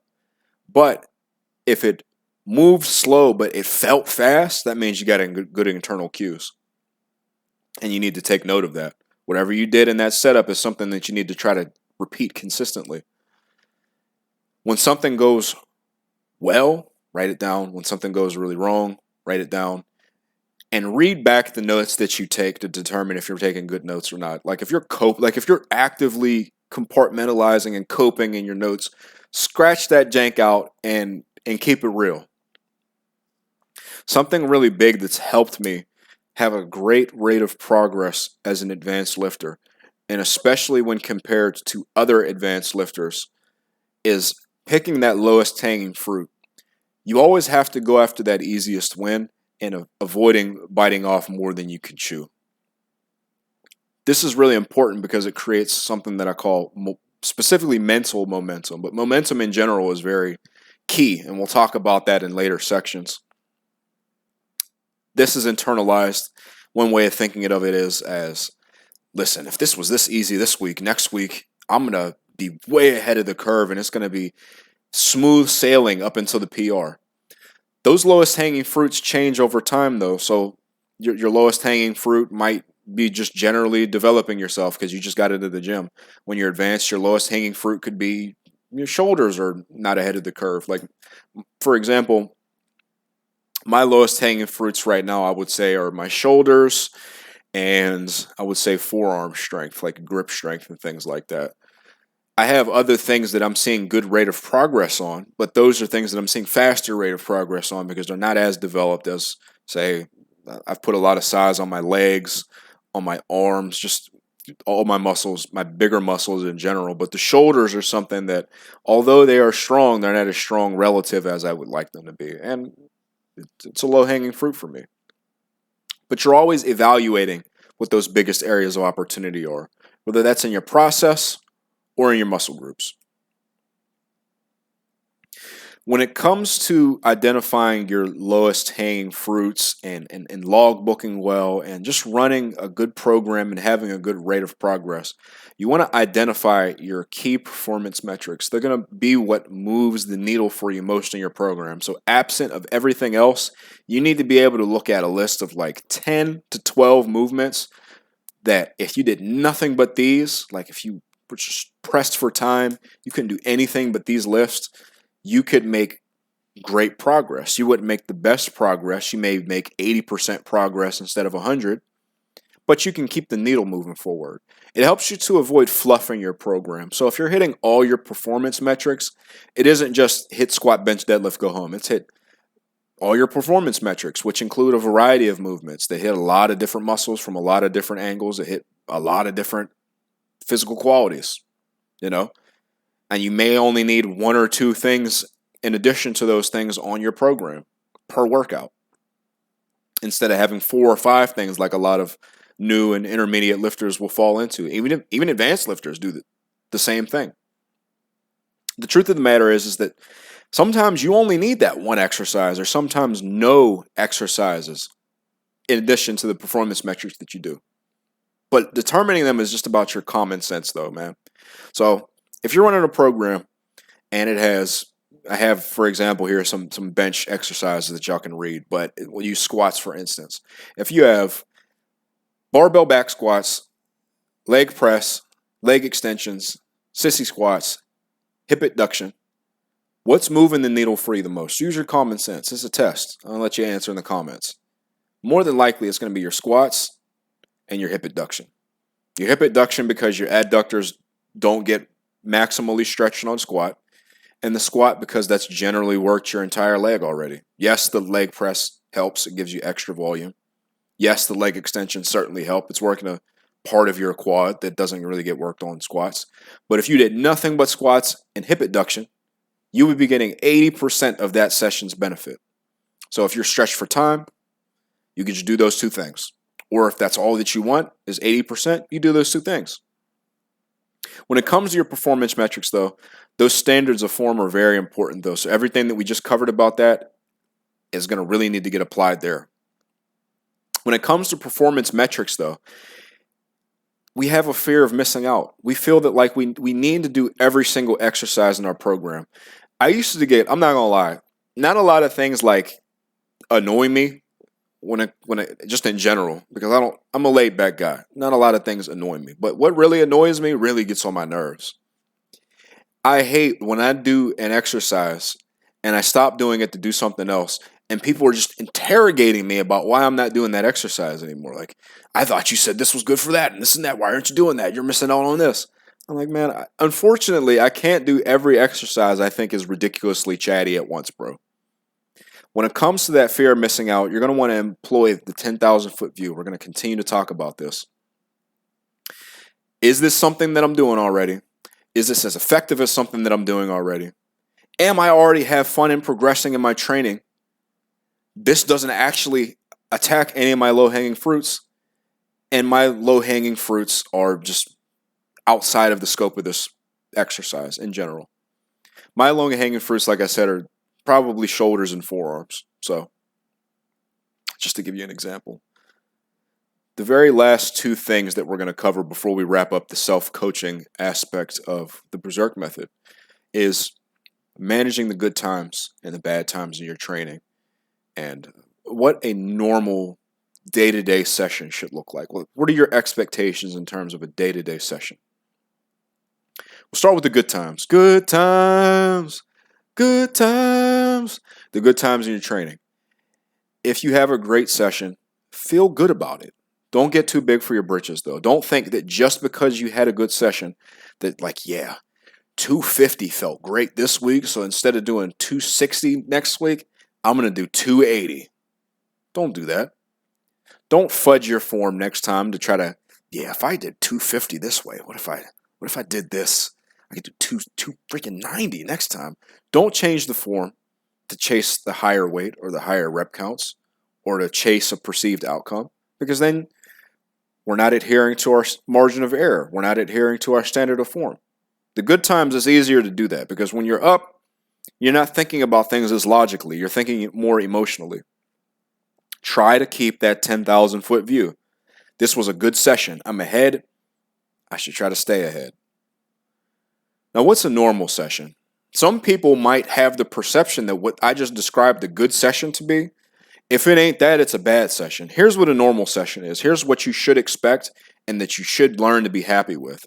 You should observe some general progression on most things when you train on some level. If it's not weight, it's reps. If it's not reps, it's in movement quality. If it's not in movement quality, you may have just had more fun that day. Or if you didn't progress on the movement at all, you progressed on other movements in your program. That's a normal session. You should feel relatively fired up before and after, right? So you should be excited to train, and you should leave feeling like, damn, that was a good workout. You should never, on a normal session, feel like, damn, that was terrible. That's not a normal session. It's not either only good or bad. And a lot of people have the perception that if it's not the good times, what I just described here, that it's bad. Also, you can expect some things in your training to be more challenging to progress on than others. That doesn't mean that necessarily you're doing something wrong, as long as week to week, month to month, you are observing either, again, if you added a rep to the exercise, you are doing a good job, especially if you're more intermediate or advanced, and it's something that you can't really add that much weight to, like an overhead press, for instance. Yeah, man. How much weight do you expect to add to an overhead press year over year compared to a deadlift where you're lifting a third or a quarter of the weight? Just think of it that way. Even like a bigger deal if you're doing a curl, which is like a strong curl. I expect a guy that can curl the 70s with good form to have legit 20-inch arms, bro. You would think with like a good times only mindset that if you're not freaking adding 10% to the weight you're curling every time, that you're messing up. Here's what a bad session would look like and how to manage it mentally. Don't beat yourself up. I don't only mean that in an empathetic way, like I don't want you to feel bad that you had a bad session or feel like it's the end of the world.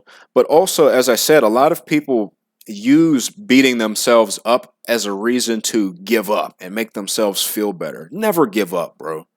Don't cope, all right? Don't try to make yourself feel better, all right? Don't beat yourself up, but don't use this as an opportunity to confirm a negative bias and to point your pinky up in the air and say, I told you so, I ain't good for nothing, and I tried to tell you my genetics were terrible. Fellas, the truth of the matter is that most people with terrible genetics, they go to the gym and instantly see that it just ain't for them. And they don't lift weights.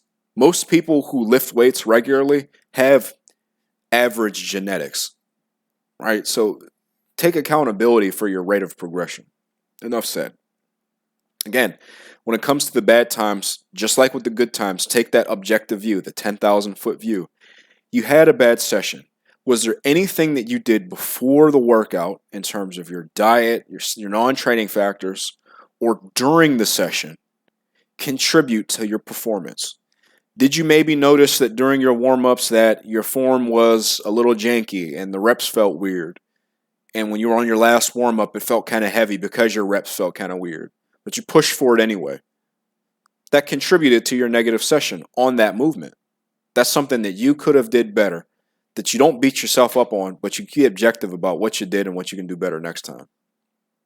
I think I had a fella last week on one of my programs. It was for a Q&A, say something along the lines of, it was his PR weight, and he'll know he is because I told him I was going to talk about this. He said something along the lines of it was time for him to hit his PR set of 8, and he got 3 reps. And I said I would talk about this on the video, and then he later said to me, and he was being objective, he said, yeah, there were the warning signs were there. We just tend to want to force things instead of looking at why things are the way they are and what we can do better. You know, don't have that. Guts was a really big culprit of this in Berserk. Sometimes he didn't see what was in front of him before he lost it. You know, and once something's lost, it's not the same once you try to get it again. Bubbles of Futility. It's a great chapter. If you don't read any of Berserk, read that chapter. It's amazing. But yeah, you're going to take note of what fell off. Don't make massive changes. Don't change anything at all. You don't need to massively change your program because you had a bad session. Consider evaluating your check yourself checklist, whatever that is. So if you're a new lifter, check that new lifter, check yourself checklist. If you're intermediate, advanced, do that.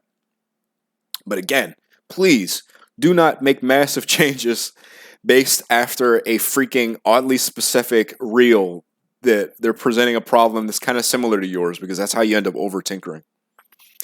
So just to wrap up chapter 2 before we get into practical training concepts, and that'll just be building on the nuts and bolts that we established in the 3rd edition and just distilling it in a way that I feel is going to be instantly helpful for most people.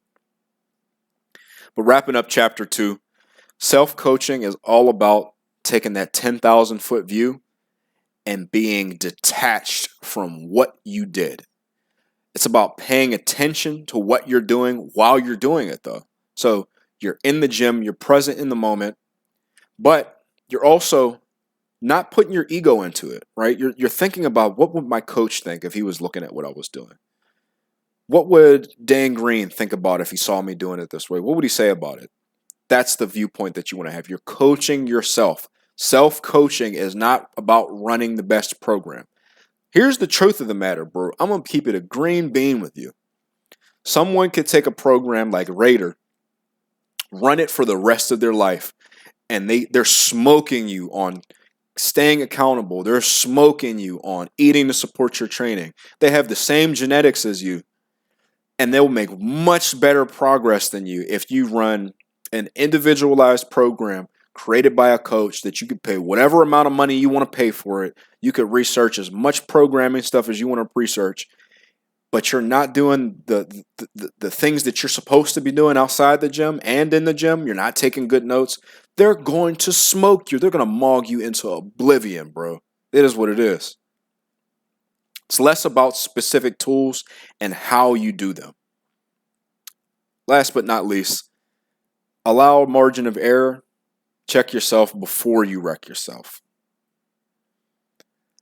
Chapter 3 is practical training concepts. And this is one of my favorite pieces of art from Berserk. This is from the Conviction arc.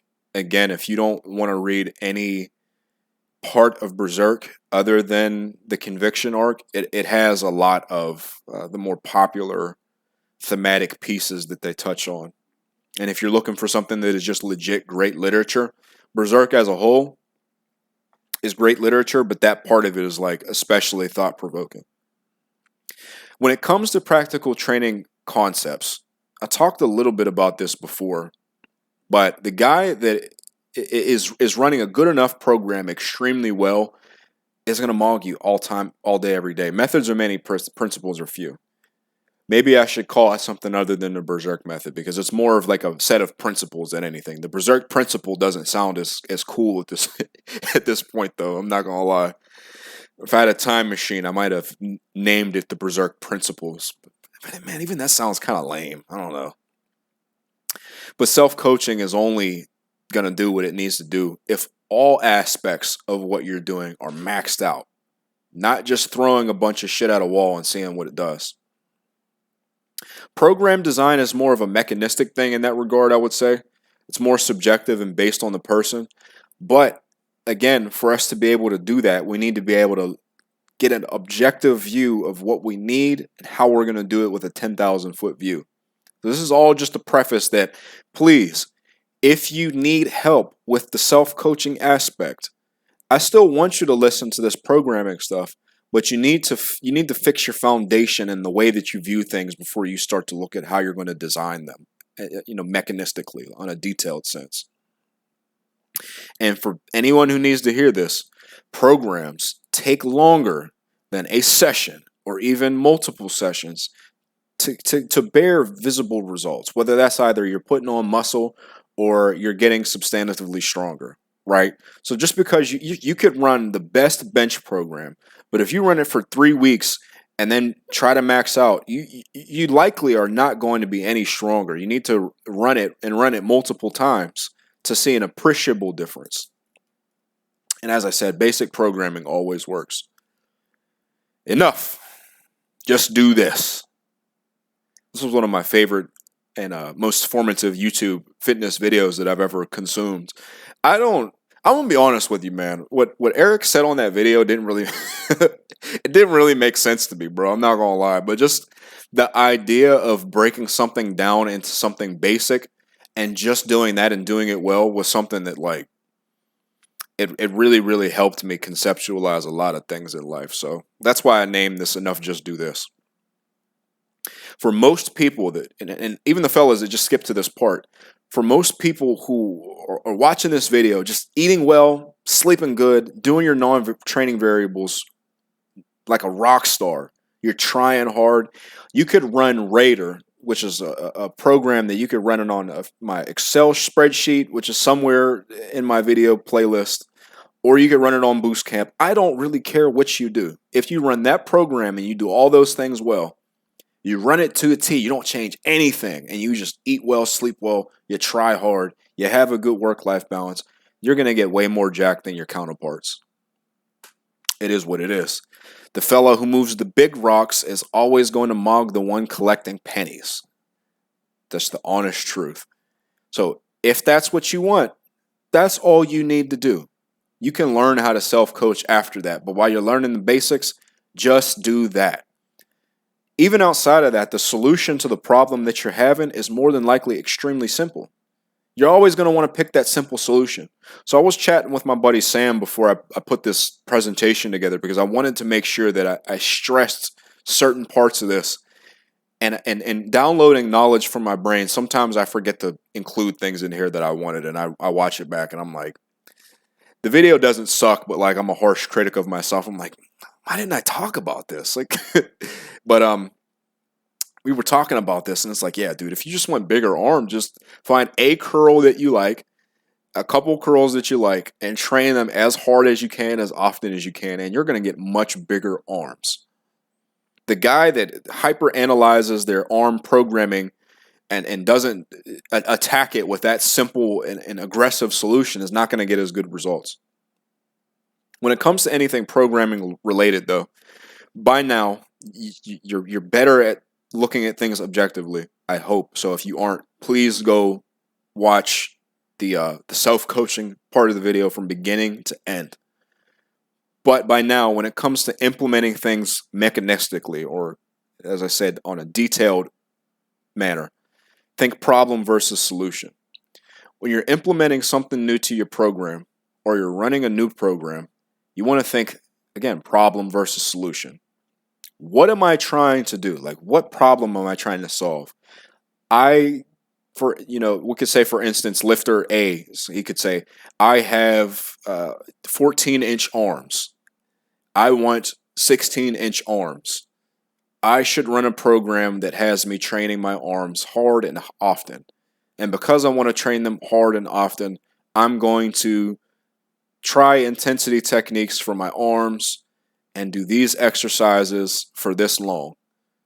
Problem versus solution. The solution is very simple.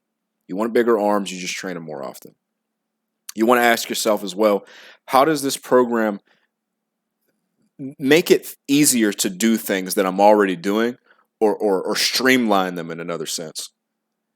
Does it do either of those things? Does it make the program more fun? Does what you're adding to the program make it more fun? If it doesn't do those things, then it's not necessary to add it to your program. Just because it seems smart on paper. We got a lot of beginner and intermediate lifters that can rattle off tons of just basically just waffling about things that they heard, Dr. Mike say, Greg Doucette, Athlean X, the Jeremy guy with the freaking fancy editing. They could rattle off a lot of book smart knowledge and things that sound smart, but they have no idea how that practically applies because they're not fitting the problem with the solution. They're fitting a solution and just applying it haphazardly. Now, when it comes to the problem and the solution and making individualized changes, there's some guidelines that I have that I want you to use. They're very simple. First and foremost, you have to have the base of a program that works generally well first. Again, Raider, Beast Slayer, Dragon Fist. These are all programs that you can find that I've made. Any free program, for the most part, that I've written is generally on a foundational level, written well enough that it'll get the job done. Before you make any individualized changes to it, though, you need to have that base there. And you need to have ran that program for an appreciable amount of time to know what you actually need, right? So if you have the goal, I want bigger arms. So I'm going to take this program that I haven't ran yet, and I'm going to change it to add 10 more sets of arms than it has. Oh, now it's too much volume. It didn't work for me. I guess I'll do a different one. How about if you ran the program, you found that, wow, my arms are growing. I'm only doing 6 sets, and I don't need any more than that right now. You have to run it first to see what you need. And it has to be for an appreciable amount of time, which means you run it to its completion at least once or twice. Now, when it comes to making individualized changes, just keep in mind that you have a budget. You have a maximum amount of things you can do in a session and it still be productive. You have a certain amount of volume or intensity or number of exercises that you can do before you go over a budget. You can increase that budget, but you have a budget. You're going to have a limit to what you can do in the gym. When it comes to making the actual changes, though, I have 3 things that I want you to go by. Your goals, the fun factor, and then exploring things that you may be interested in, or exploring new staples. If you can do more of something and recover from it, in general, this is a good change that you can make to a program. This is something that you can do. This could be in relation to your goals, for instance. If you have the goal of getting bigger arms and you notice that, like, hey, at the end of the week, you know, I've gone 2 days without training my arms. I feel like I could train my arms on Saturday, so I think I'll do it 3 times a week. And wow, 3 times a week works great for me. It worked good 2 times a week, but 3 times a week is working even better. When it comes to doing something fun, if it's just something that you find cool or it makes you look jacked while you do it, and you can fit it in your budget, it doesn't over fatigue you, it doesn't take away from the meat and potatoes of what you're doing, and it doesn't go over that budget, go for it. Add it in.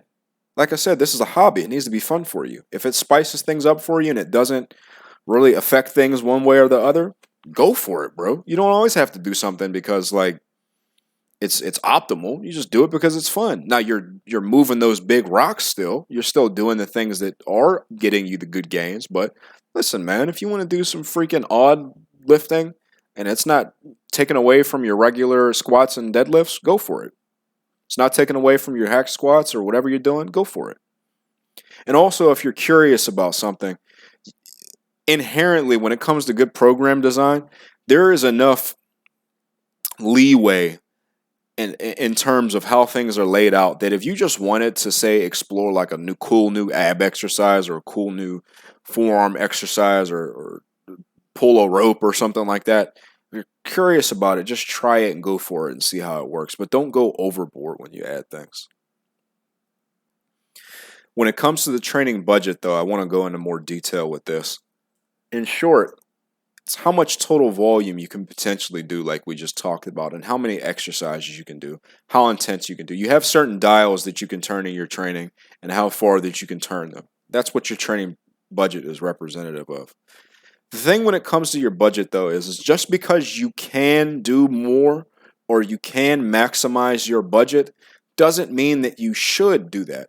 No one, I'm looking at my wife now. Just because you can maximize a budget doesn't mean that you should. Sometimes people just are big spenders, but that doesn't mean that you should. You should do that. You should leave leeway in your budget just in case you need to get something else. She's a big spender. But when it comes to your budget, it does increase over time. Your work capacity, your ability to do more exercises, more volume, and more intensity does tend to increase naturally over time with regards to your level of physical development, provided that you're just not neglecting doing higher rep sets in your training. A training budget that has room for exploration is going to be important because ultimately, like we talked about at the very beginning, the buy-in is extremely important. And the buy-in and that small novelty and not the massive sweeping changes is going to be, part of the side quest thing that we also talked about. Things that keep you incentivized and spice up things and make you appreciate the basics more. Now, when it comes to increasing your training budget, some people are probably trying to think about ways to hack the system and be able to be an ultra marathon runner and climb Mount Everest and bench press 700 pounds. And listen, most people won't need to actually actively try to increase their training budget because, as we said, it's going to naturally increase as a consequence of you progressing in your training and sleeping well enough and things like that. Mostly, I would say there are two groups of people that I could think about. Fellas that are really overweight or really, really detrained from just doing multiple reps in a set can benefit from increasing their training budget. Conditioning is going to come into play with doing that. There's a couple different cool ways that you can do that. You can do intra-session, which means in the middle of your session, during your session, or you can do it post-session, which means after your session. Intra-session, so during your session, you don't even really have to do anything fancy. You can do supersets, which means just say you have a press and a pull, you just go press, then pull, instead of press, rest, press, rest, press, rest, then your pulls. Press, pull, rest, press, pull, rest. That's a superset. Cluster sets, we talked about those quickly. 4 reps, rest 3 seconds. 4 reps, rest 3 seconds. That's a freaking tongue twister, my goodness. Another thing I just noticed, fellas, I didn't really say golden tidbits a lot. I had people clocking me on my freaking golden tidbits the last time. I'm going to start saying it more. Next golden tidbit, just low rest on small movements. So, small movements being tricep press downs, curls, things like that, to where if form does break down a little bit more than we would like to, ideally. It's not something like a deadlift, where if your form breaks down substantially, you could hurt yourself. A post-session method that I really think anyone would enjoy is just interval work or interval sprints on a bike. So you go fast, 30 seconds, go slow for 15, 30 seconds, go fast, so on and so forth until you're tired. You can do conditioning for fun, that being said, and I actually have that written here. But when it comes to doing that, like we talked about at the beginning with setting goals, the person who chases 2 hares tends to catch neither. Meaning, if you're doing 2 things that are totally different from one another, we're not talking about catching 2 hares that are running in the same direction. We're talking about chasing a hare that's running left versus one that's running right. You can't run left and right in the same direction at the same time, bro. It's impossible, unless you literally create another clone of yourself and each clone runs after the hare. Then you can chase 2 hares at once. But if you're a singular human being, listen, man, you can do conditioning for fun, but if you're trying to run freaking ultra marathons and deadlift 700 pounds, I'm sorry, all due respect, people who say that they can, they're hybrid athletes, that's cool and all that. I'm not saying that doesn't exist, but you could do either of the things that you are good at better if you focused on one versus the other. And I'm not saying it's wrong for you to do that, but again, if you have the goal of doing one thing, you do that thing. And if you want to do something for fun, know that there is a limit to how far that you can get in that before there has to be some take and some give and take in what you're doing. When it comes to the frequency in which you make changes to your program, I like to go by a 4-week rule. 4 weeks is long enough that, one, you give your change an honest shot, because you need to be able to give an honest shot to what you're doing. The changes that you make in general, it should never substantially alter the course of your program. So at best, it should supplement something that is already working. But if it's something that didn't work well, it shouldn't negatively impact the rest of your program. Or sheesh, if it does, you should especially axe it after 4 weeks, right? Because with 4 weeks, you have enough time, especially if you're properly integrating it into your training program, where you've exhausted like your newbie gains on it, your neural games, your neural efficiency. All right, so when you add something in totally new, you're going to get really good at it really quickly, or better at it really quickly. After 4 weeks, if you've observed good forward progression after that, so on week 5, you're like, yeah, this is still working for me. This is working good. then the change is good. If you're not, there's two things you can do. You can audit yourself, meaning this didn't work well because I wasn't bought into it, so I didn't train it hard and didn't really push it the way it was supposed to be pushed. My form was garbage. I don't really care about it. That could be a reason in of itself that you don't need to have it in your program. Maybe. You know, if you're not bought into it, there's no reason for you to be doing it. You're doing something that's working really well. But also, that's also a maturity piece. So you have to kind of, again, not cope in that regard and coach yourself. I'm just giving you some food for thought. But if you did it the way it was supposed to be done and you did it effectively and it just didn't work the way you wanted it to, you can consider just taking it out. You don't need to do it. You're doing something overall with your program that works really well. You don't need to do this. Don't do it. I also have a tier system that I like to conceptualize when it comes to making changes. So if I have an athlete that I'm working with that he says, what's up, P? Can I talk to you about our next couple training blocks or some things I want to try? And they come to me with some bullshit, bro. I'm like, nah, man, we ain't even gonna be able to do that. But we can do this other thing that you talked about. So let's talk about that. The higher the tier, the better of a reason you better have in your mind for making this change. Starting with tier 0, changing your program entirely. You better have a really good reason for changing your program. It has to just fundamentally, like you're doing everything that you can to make this program work. You're running it properly. You've selected proper exercises. You're eating enough. You're sleeping enough. You're trying. You're running the program with the progressions the way that they're supposed to be ran, and it's just not working for you. It could be a shit program. You could need to change it, but it could be you that needs to change. Tier 0, you better have a darn good reason. Tier 1, not as substantial, but still pretty substantial, is changing a main performance metric. You shouldn't be changing what your main performance metric is. So like year over year, as this increases, I'm getting bigger or stronger. I have squats don't work. I have that written that way because of like the SpongeBob meme where he's talking like a fool. But yeah, man, just don't cope, right? So are squats not working, or are you not making the squats work for you? Is hack squat not working, or are you not making it work for you? Is bench press not working, or are you not making it work for you? Right? You better have a good justification to massively changing a performance metric. So, for instance, a while ago, I made a video talking about how there was a period of time where I wasn't going to be bench pressing as a main performance metric. I was going to explore calisthenics, and I gave my reasons for wanting to do it.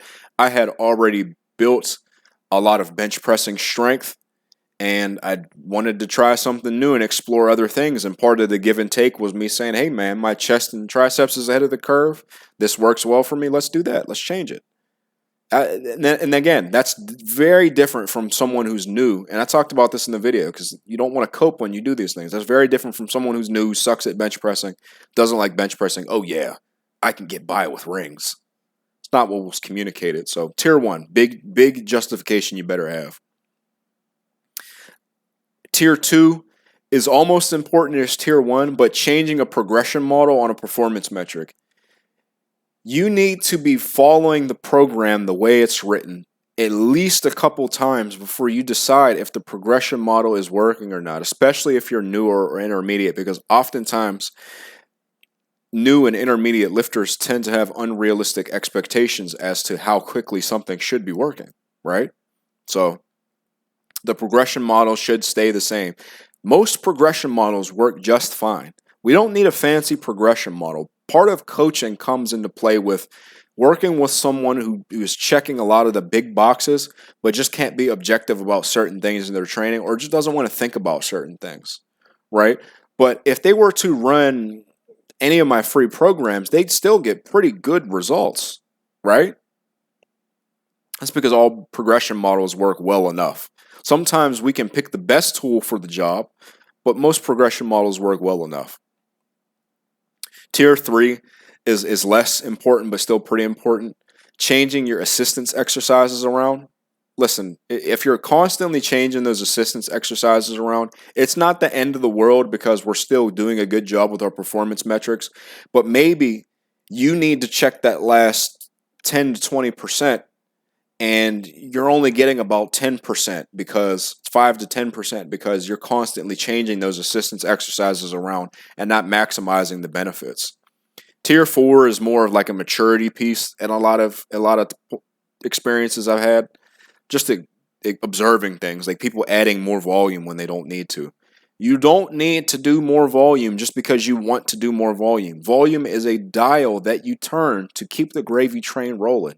If the gravy train is rolling at the speed of light, bro, why are you adding more fuel into it? You're already grooving, bro. Tier 5 is something that you don't need to have a great, distinction or a reason to add it to your program. Just exploring a new movement for fun. You're checking all your major boxes through tier 0 and 4. Give yourself some sort of justification for doing a fun movement, but it doesn't need to be something profound like changing your program. Last thing that I want to cover, I believe, before we talk about more of common mistakes that I see with lifters, and then just some good progression models that I want you to try, is creating momentum in your training. We talked about creating mental momentum. This is physical momentum.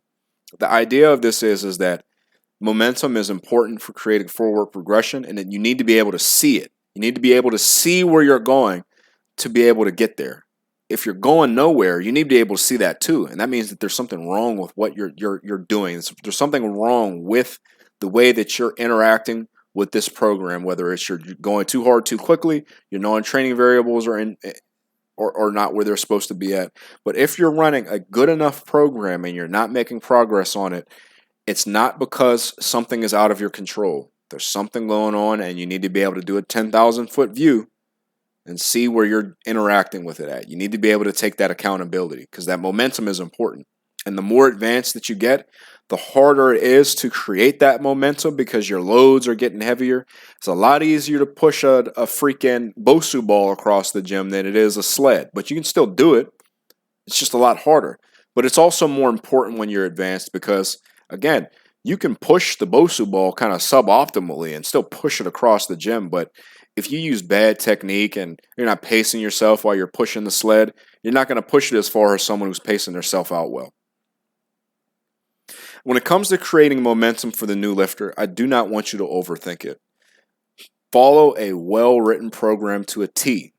You don't more than likely need to tinker with it past if you find certain exercises on the program to be chattier than others. You just do the ones that seem cooler to you, but more than likely just run it to a T. Don't even change the volume. Just push yourself to capabilities that you don't think that you're capable of.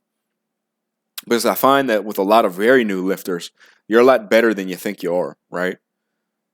Push yourself. Don't obsess over your form, meaning have that margin of error. Because I tell you what, the new lifter that focuses on good enough form within a margin of error versus one that hyper assesses on form and doesn't ever add any weight, one gets way better results than the other. That's the honest truth.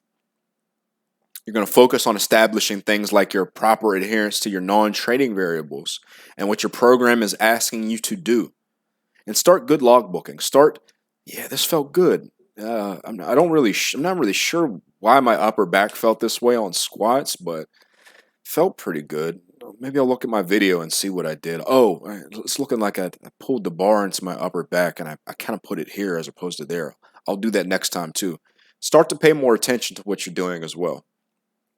And again, really, really key in on those non-training variables. Do a good job with that, and you're going to get great results and become an intermediate lifter relative to your start point faster than you think. Now, when it comes to the intermediate lifter, I'm going to be honest with you, bro.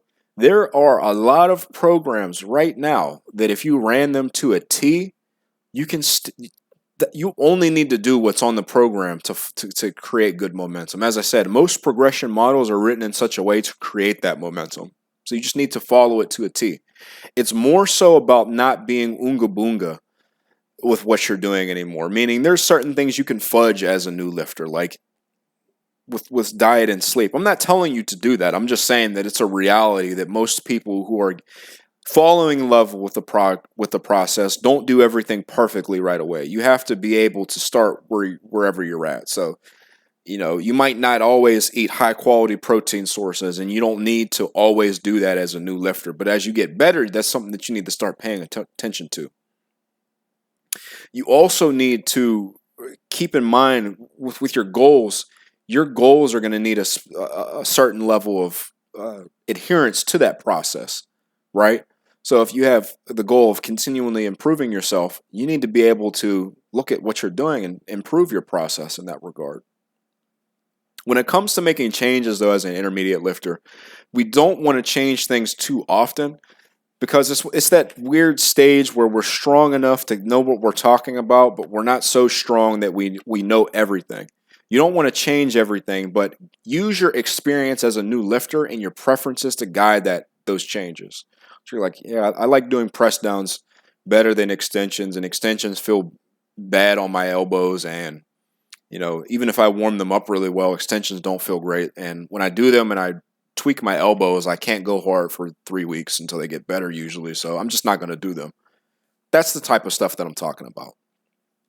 One thing, though, is becoming acquainted with pacing yourself is really important, because I said you're stronger now, right? So the gains are coming slower. And not only that, the sessions are fatiguing you more. So if you're redlining it more often, it's a sprinting analogy I like to use. If you're sprinting as hard as you can feel like you're putting in work, but eventually you go from moving fast, you're putting on weight, to now you're going nowhere. Now you're trying to run fast and you're forced to stop. Follow the program to a T. You're strong enough to throw some weight around, but don't get cocky. Whether that's you injure yourself or you bite off more than you can chew and you have to run the program over, don't get cocky. And fix your form. We all have things that we don't do well. We could be a strong lifter with intermediate or beginner form. That's just what it is, man. There's horses out here that maul really advanced lifters into oblivion, but their form is garbage. It just is what it is. Couple more things that I want to talk about is creating momentum with regards to the intermediate lifter. Is if you are writing your own program, create your long-term plan and stick to it. This could actually apply to the advanced lifter as well. Advanced lifters more than likely know how to create momentum, but if anyone could use a few pointers. So this could apply to advanced lifters as well. But if you are writing your own program as an intermediate or advanced lifter, creating that long-term plan that is sensible, where you can see where it's progressing from A to B and where you're resting at in terms of deloading and things like that, is important, because it gives you something to just go in and perform. And then you focus more cognitively on your internal cues and following the plan well and sticking to it.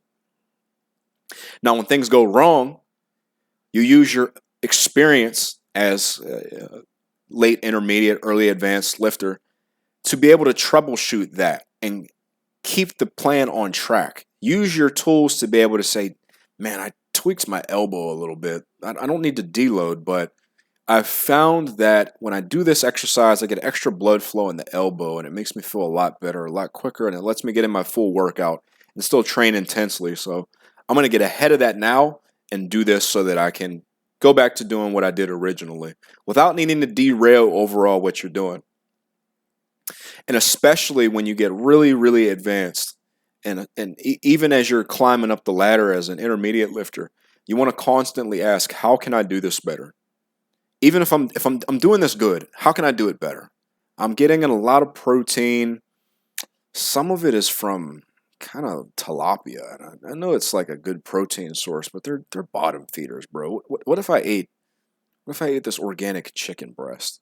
Or what if I ate, I know it's not meat, but I find when I drink this plant-based protein, it doesn't make my stomach hurt like chicken does. Maybe I'll drink that instead. You can always think about, have that self-dialogue with yourself, because again, you're coaching yourself. How can I do this better? When it comes to being excited, again, we're talking about this for now the third time, creating those side quests in your program to keep you motivated are really, really cool and really, really important. So it could be something like, at the end of my workouts, I'm going to farmer's walk my dumbbells for as long as I can before I need to put them back. You know, it's challenging, it's fun, and I want to see how far I can get it, or if I can walk to the edge of the gym 2 times without putting it down. That's a cool sub goal that will keep you motivated. And like we just mentioned a little bit before, again, when you get hurt, get back to attacking that plan with maximum intent with regards to, okay, yeah, I tore my hamstring. Could be something like that. Yeah, well, I tore my hamstring. I can't do RDLs, but I find that when I do this stuff, it's keeping the hamstring mobilized. And I checked it by my doctor already to see if this was okay. And he gave me some things to try. I'm going to make sure I do these. And I'm still going to do what I can with my lower body stuff so it doesn't aggravate the injury and I don't atrophy. And I find that when I do that, it kind of makes it feel a little bit better. And it decreases the pain a good amount. So all that to say, when you hurt yourself, attack the recovery plan with maximum intensity and don't ignore things, because oftentimes catastrophic injuries do not come out of nowhere. They come from the small things that compound into medium things that compound into, bro, pay attention to me, things that turn into injuries. So I want to talk about a few good progression models per level of advancement. What is a good progression model? I've said that most of them work. A good progression model is fun, predictable, effective, repeatable, practical. Of course, you can observe good forward momentum, and it fits well in the ecosystem of the rest of your program. So meaning 20 rep squats typically do not fit well in the ecosystem of a full leg day. Typically you do that. And that's not to say you can't do that, because I think there are benefits to it, but for most people, something very extreme like that is not going to be something that fits well in the ecosystem of a lower body workout, just for instance. Now, effective progression models for new lifters, it's going to be simple things and fun things as well. So double progressions.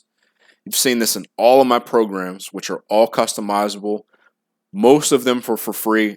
Dragon Fist is available for a small subscription cost on Boost Camp per month. I think it's $15 a month or something like that. But if you didn't want to spend any money, just run freaking Raider. The double progressions are in there. I'll give you a quick breakdown of what it is, but you give yourself a set and rep range. So 3 sets of 8 to 12 reps. You add reps each week until you get to 12 reps each set. Once you do that, you increase 5 to 10 pounds. You observe. We'll go back. It's fun, it's predictable, it's effective, it's repeatable, it's practical, and you can see good forward momentum as a new lifter. You can also do cluster sets. Do a quick rundown again. Again, you do, for example, 4 reps, rest a few seconds, do 4 more reps, repeat that until 5 minutes or so pass with a cool song in the background that gets you fired up. You're just maximum monster mashing the weight down, having fun. And then once you get a certain amount of quality reps in over a course of weeks, you can add a little bit more weight or add weight to make the cluster sets challenging when you feel like you need to. Partner training is really effective as well, because it allows people that don't push themselves well on certain things to push themselves. So if you're tired at the end of a workout, but you got your buddy who's just a freaking Energizer bunny, and he's mogging you on the press downs, but you're not going to let him mog you, are you? Of course you're not. But yeah, those are most of the fun things and predictable fun things you can do as a new lifter. You'll find each of these things, other than the partner training, in Raider, and you'll learn everything that you need to learn about these progression models in that program as well. So again, Raider, you can find that in the description on Boost Camp. It's my most popular program. It's getting ran by, I think, 4,000 people on Boost Camp alone. I don't know how many people are running it on the Excel spreadsheet, which is what it came out on first. But effective progression models for intermediate lifters. Little bit different. Again, once you're intermediate, your ability to progress session to session is diminished on most things. These progression models are all about pacing yourself out a little bit more. Dynamic double progressions, again, good for new and intermediate lifters actually, and you can find it on all of my free programs. But a quick breakdown is just like with the double progression, you're increasing your reps and your sets in a certain capacity. But the only difference is that when you get a single set to between 8 and 12 reps and you get it to 12 reps, you increase the weight on that set, and you keep the other 2 sets the same until you then reach 12 reps. And you progress your sets individually. That's why it's dynamic. It's really simple. Linear periodization, quick breakdown, and then I'll give you a resource to look at. You can look at my Beast Slayer program on Boost Camp. It has a full breakdown. But essentially, you start off light, end up heavy. It could be light sets of 20. Over a course of weeks, you end up at a heavy PR set of 5 or 3 or whatever you want your heaviest set to be. It lays out everything in a predictable fashion, so you see what weights you're hitting, when you're hitting them, how many reps you're hitting them for. Johnny Bodybuilding is just a form of linear periodization. I got the name from Eric Bugenhagen. He called this freaking Johnny Bodybuilder on Instagram who was trying to bully him a Johnny Bodybuilder and basically said that, look, man, I'm a D1 wrestler. You're just some freaking Instagram guy. I'll whoop you. I think that's the implication that I got. I'm not trying to get Eric in trouble. That's just what I personally got from the video. The video is called I forget what it's called. Someone can freaking tell me, but I think in the video he's like, "How do you not understand? You're coping right now. That's all it is." I think that's the video that I'm thinking about. But I got the name from him because it was just something funny he said. It's linear periodization, except for we are applying it to non-traditional lifts. So typically with linear periodization, you tend to apply that to your heavier movements that you're better at, that you need to pace out more. But in Johnny Bodybuilding, we take those same things and apply it to like rows, heavier barbell curls, heavier tricep extensions, JM presses, things of that nature, dumbbell presses, RDLs, things like that. But it's essentially the same thing. And again, you can find a full breakdown in Beast Slayer, which you can find for free on Boost Camp. Top sets and back down sets. I used to call this my simple progression method. At a high level, top sets and back down sets are really simple. You have a heavier weight that you do for, we'll say, 8 reps. Then you chop some weight down, and then you can do 8 reps, or you could just rep it out. You could do between 8 and 12. It just depends upon how much weight you take off is going to infer how many reps you can get. But it's really good because it allows you to get that heavy weight stimulus in and then immediately jump back and get those reps in. I differentiated it a little bit by kind of combining this with the dynamic double progression, wherein you'll keep that top set and back down weight the same, and then week to week you'll just increase the weight of the back down sets. But I made a video talking about that, which you can find. I think it's called literally my simple progression method. It's got a picture of Lu Zhaojun's back on it. I made it 3 or 4 years ago. Last but not least, for intermediate lifters, the best progression model is just generally going to be becoming okay with hitting weights that are lighter than what you think you should be seen lifting when it's necessary, right? So if we're not saying train like a small kitten. We're not saying train like a freaking feline. You know, you want to train like a mutant, but there's going to be times where perhaps you need to have the kitten weights on the bar, right? And you just lift it for a lot of reps, right? So, for example, a 315 bencher, they always want to be known to be a 315 bencher. They don't want to grapple with the idea that, yeah, you could get in a good workout with 185 if you're doing sets of 15 or 20. And you can get a good workout with 200, 225. 250 is like, it should be a somewhat heavyish weight for you, right? Because 250 is what? 80% of 315? I don't have a freaking calculator in front of me, but I think it's about 80% of 315, somewhere around there, 75%. 275 is a significant portion. It's like 85%, I think. And once you get into the 275 range, now you only hit you might get 6 reps on your first set.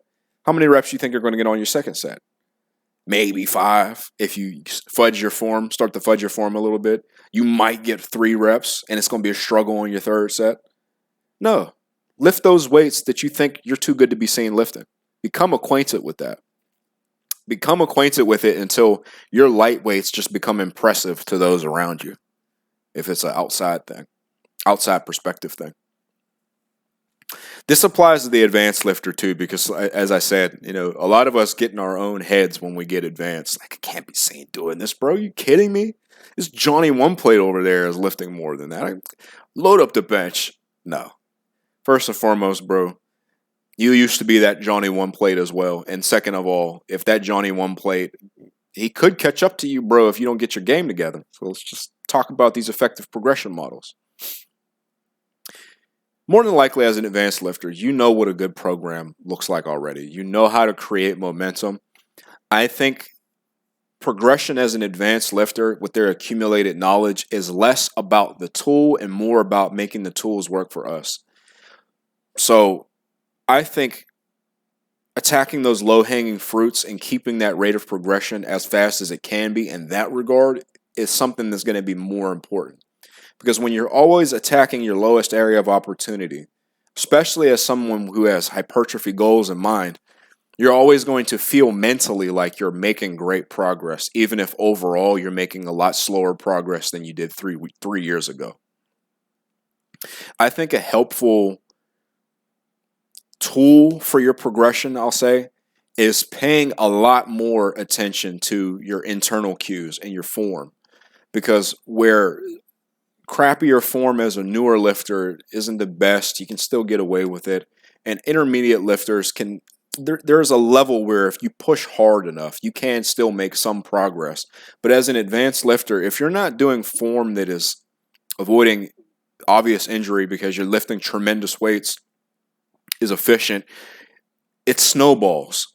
A bad rep is not going to get better as you add more weight. Right? And if we're not chasing the best stimulus that we can, that could be the difference between you putting on that pound of muscle and you not putting on that pound of muscle. That is what it is, bro. That's the truth. You could try hard. You could do everything how you're supposed to. It could be the difference between you making gains and not making gains. It is what it is, bro. So you're going to want to pay attention to those internal cues. When something's ahead of the curve, it's been helpful for me to put that on maintenance or not even so much maintenance all the time, but pushing less aggressively on it. So like my chest is way ahead of the curve. I don't necessarily need to be pushing max volume on that. So like on my bench programs, for instance, I don't personally do as much volume as I tell people to do if they're running that bench program. Because my chest is already hypertrophied to a big extent. So I may focus more on volume elsewhere. But when you put something that's ahead of the curve on, not on standby, but you're pushing the gas pedal less, it allows you to push the gas pedal harder on something that's a low-hanging fruit.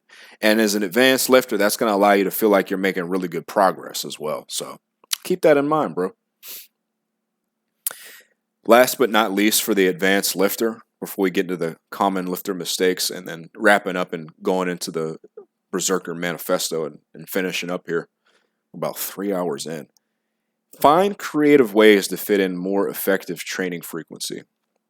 Eric Bugenhagen is always making these freaking weird videos lately about the crazy intensity techniques that he used to get more squatting in, or his crazy power pole apparatus that blew his back out. Like, find fun stuff that allows you to get in that good effective training in more often. It's not a deadlift. It's not a regular squat, but it's doing something. Like it's something you do on a secondary day or a tertiary day to get in some extra volume and get in a good workout. Because oftentimes that's all you really need on a secondary or tertiary third workout day if you have one.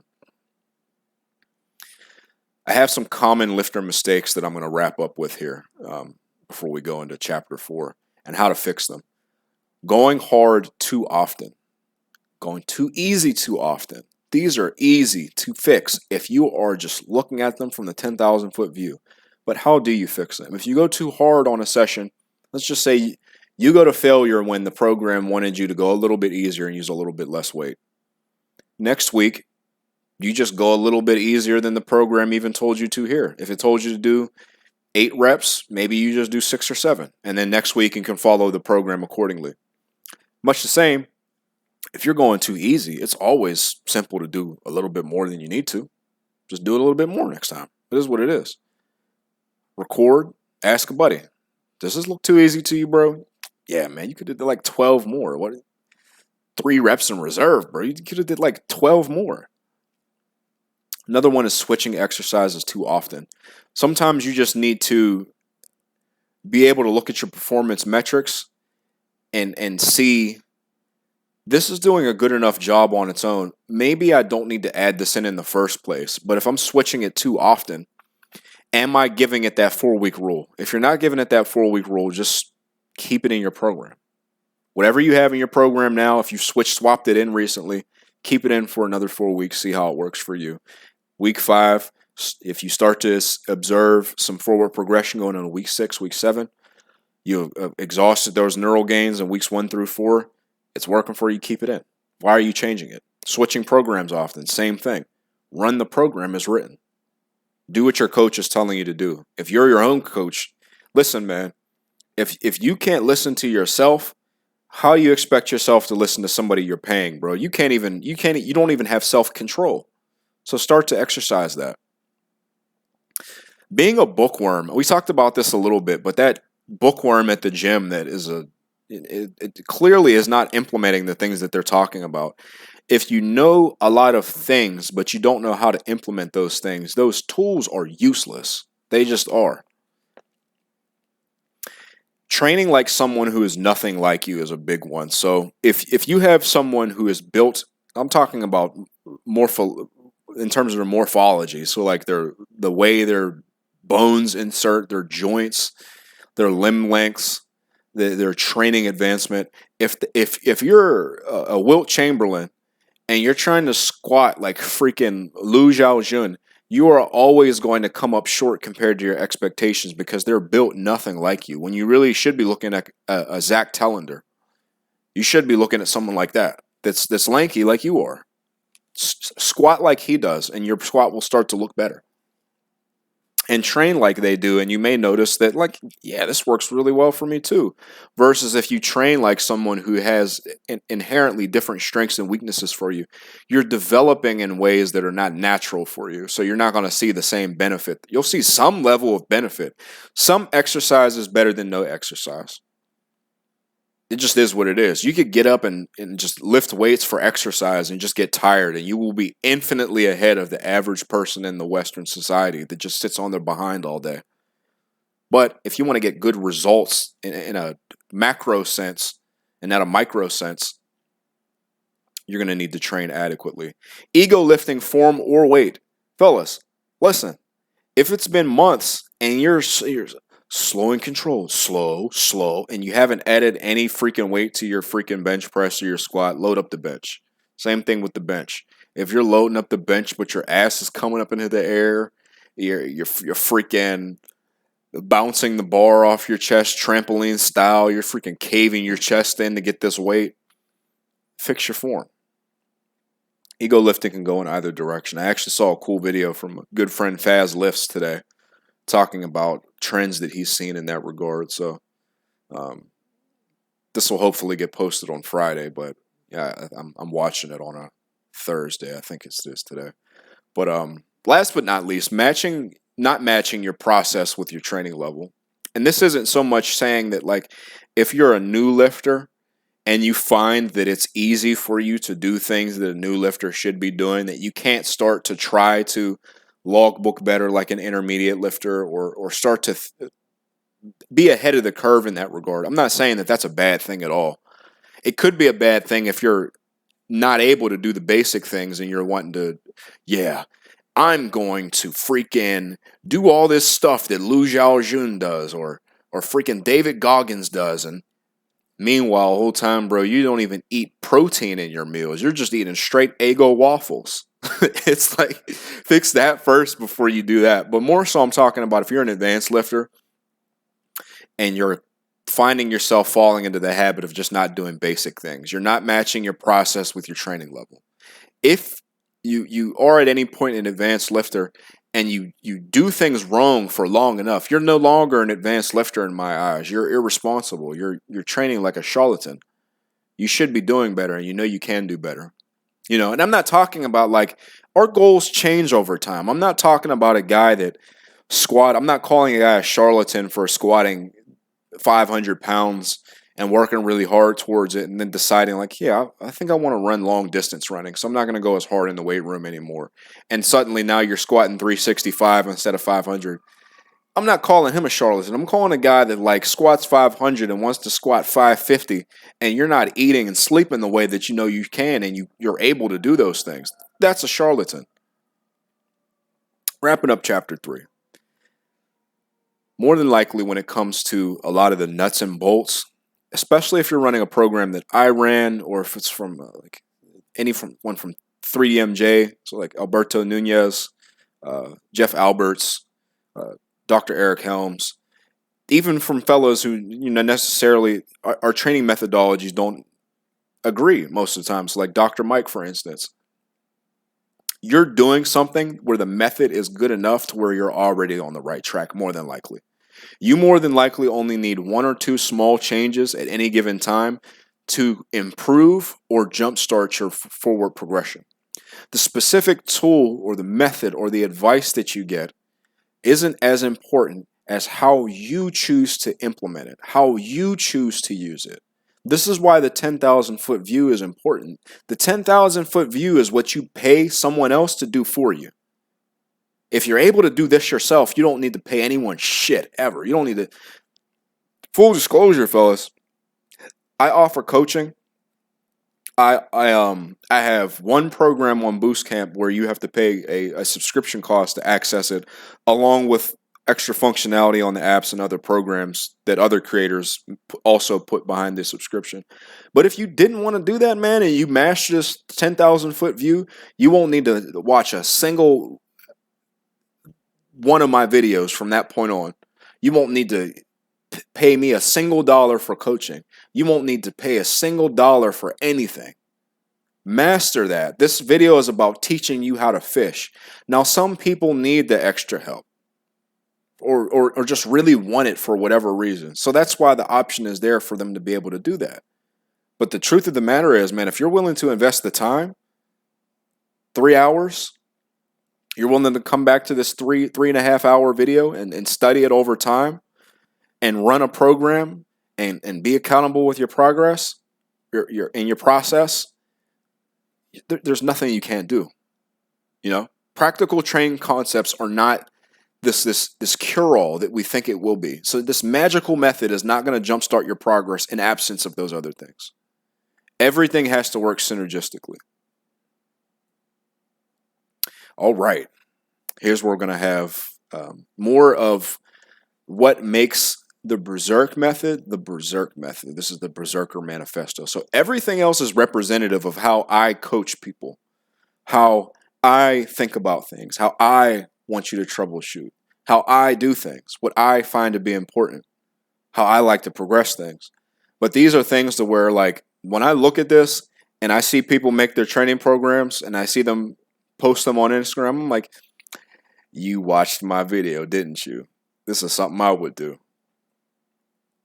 So, first and foremost, when it comes to this whole topic of size versus strength, I'm going to give you the honest truth about this. I'm going to start with the main talking point against this, because the truth of the matter is strength training is size training. So if you get stronger with certain parameters that we'll talk about, you're going to get bigger. And if you're not getting stronger within those parameters, you're not getting bigger. No matter what you tell yourself, you're not getting bigger. The main talking point against that, in my mind, is that it's always, well, getting stronger in absence of this and that. Wait, let me stop you there. I'm not telling you to get stronger in absence of form that targets your muscles. I'm not telling you to get stronger in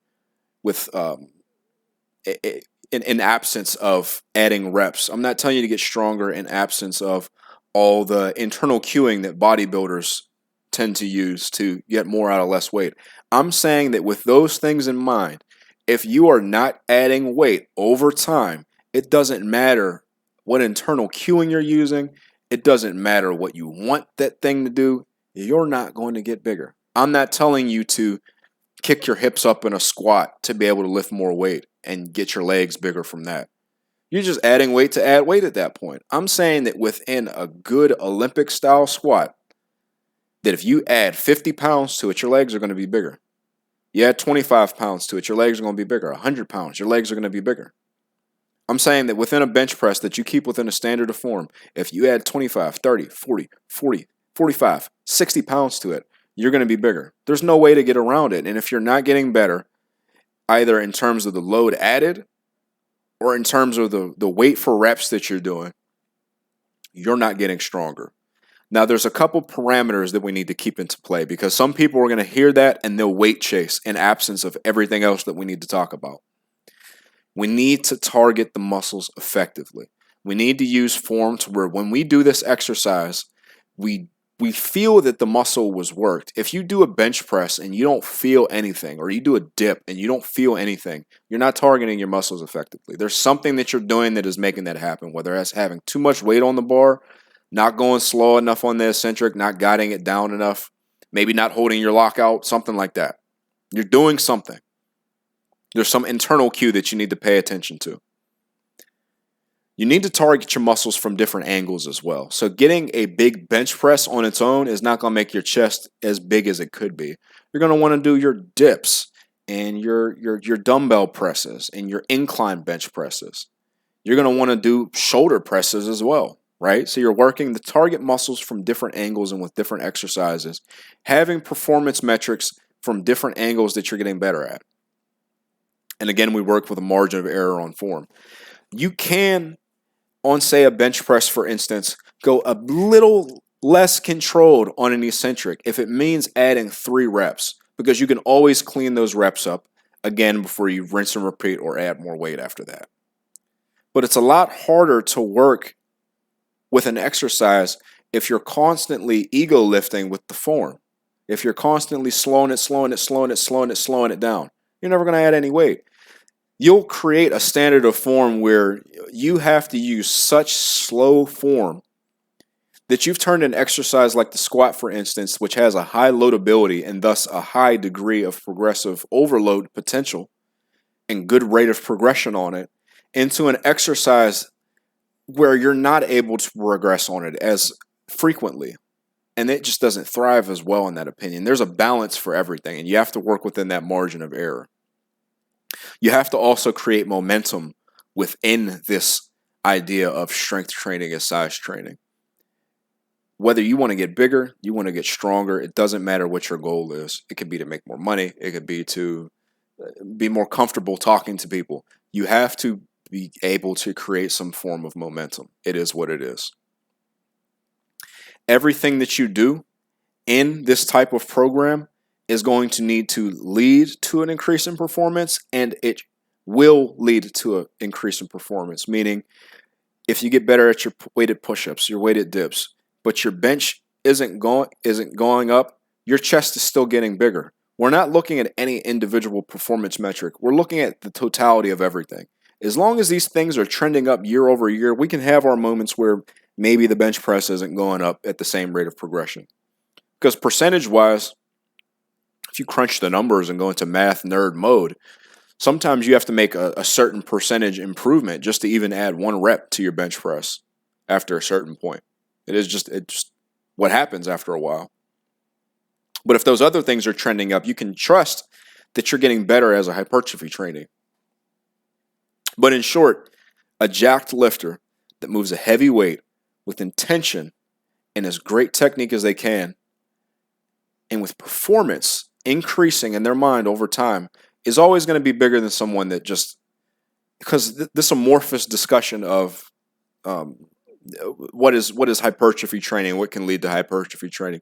If it doesn't begin and end with progressing in your form to a certain point, working within that standard of form, and then adding more weight and more reps, we're not talking about anything. Now, image training. I talked about this on the last couple of videos, but I'm going to be real with you. I kept it brief because I didn't want to come across as insane, because a lot of this stuff you learn more experientially instead of, what's the word I'm looking for? Instead of reading up on it. I don't know what the academic word for that is, but you learn it through experience instead of reading it, and it makes sense. But I'm going to talk about a few things experientially to make it make sense to you. The biggest thing is that this isn't crazy to anybody, but it's helpful if you just envision success for yourself. Now, this isn't to the delusional capacity that I talked about with the clout goblin lifters that need to humble themselves at the beginning of the video. But it's more so that if you want a good workout, you need to envision that for yourself. If you go into a workout, I hate lifting. Man, I need roids. I mean, I'm not gonna lie to you. Sometimes that's funny and that can get you fired up. But if you genuinely are saying those things to yourself unironically, you're not envisioning success for yourself. You're envisioning the way a good squat feels, the way a good dip feels, the way a well-performed curl feels, and a well-performed leg extension. You're envisioning those things. And you think about the process of what getting to the gym looks like for you. Not only in the gym, but, eating your first meal and envisioning your meals physically fortifying you. Bro, I'm talking about literally, like, as I'm drinking my coffee right now, I'm feeling the freaking coffee fire me up. I'm feeling like it's swelling my muscles. When I eat my gyro bowl, I'm feeling like I'm absorbing that animal into my muscles, and I'm freaking swelling up like a grotesque mutant that smells like a horse stable, because no one that's a mutant smells good. Not that I actually stink or anything like that, bro, but I'm just saying, like, talking about yourself that way, like you're a freaking mutant and you're just some horrible, diabolical, rabid animal that's going to the gym to destroy weights is you have to envision that success for yourself. You have to talk about things that way. I go to the gym, and I'm not gonna lie, sometimes I have crap sessions, but I never go in there thinking it's crap. I'm like, yeah, this was bad overall, but this was really good, and this was roidy. I'm not gonna lie. I'll come back next time and crush this other stuff. Specific things that I think you can do to help with your pre-workout ritual is literally just talk about them like they're fortifying you like roids. I'm not gonna lie, man. Like, some of us are taking roids. I'm not taking roids, man. You're just gonna have to take my word on that. I know it's the internet and people can say whatever they want to, but the closest thing to roids in my book is my gyro bowl. It is what it is, and that's why I'm gatekeeping it, because I can't have y'all enjoying the anabolic property. I'm just kidding. I just keep forgetting to release it. But when you literally talk about your pre-workout rituals like they're sensu beans, like they're freaking hopping you up, like you're just going to go in there and crush weights. I'm going to eat this freaking beef and rice and cheese, and I'm going to go in and I'm going to load up the bench, and I'm going to freaking crush a PR. You need to be able to, this is all stuff that sounds crazy, but the people who this makes sense to, they've had these thoughts. So start to talk about things that way. And I hope talking about my experiential experiences helps you conceptualize a little bit. And if not, it's the end of the video. I can sound a little bit crazy. Fuck it. You made it 3 hours in.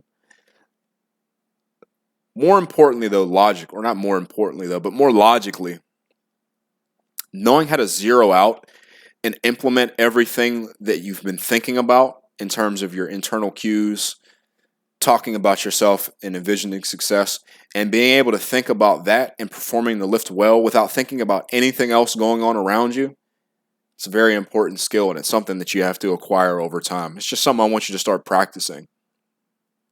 This is going to sound counterproductive, but of course you're going to have songs that activate you. It gets you ready to work out, gets you hyped up. You have your PR songs, you have your volume songs, you have your songs you put on for exercises that typically you don't usually like doing.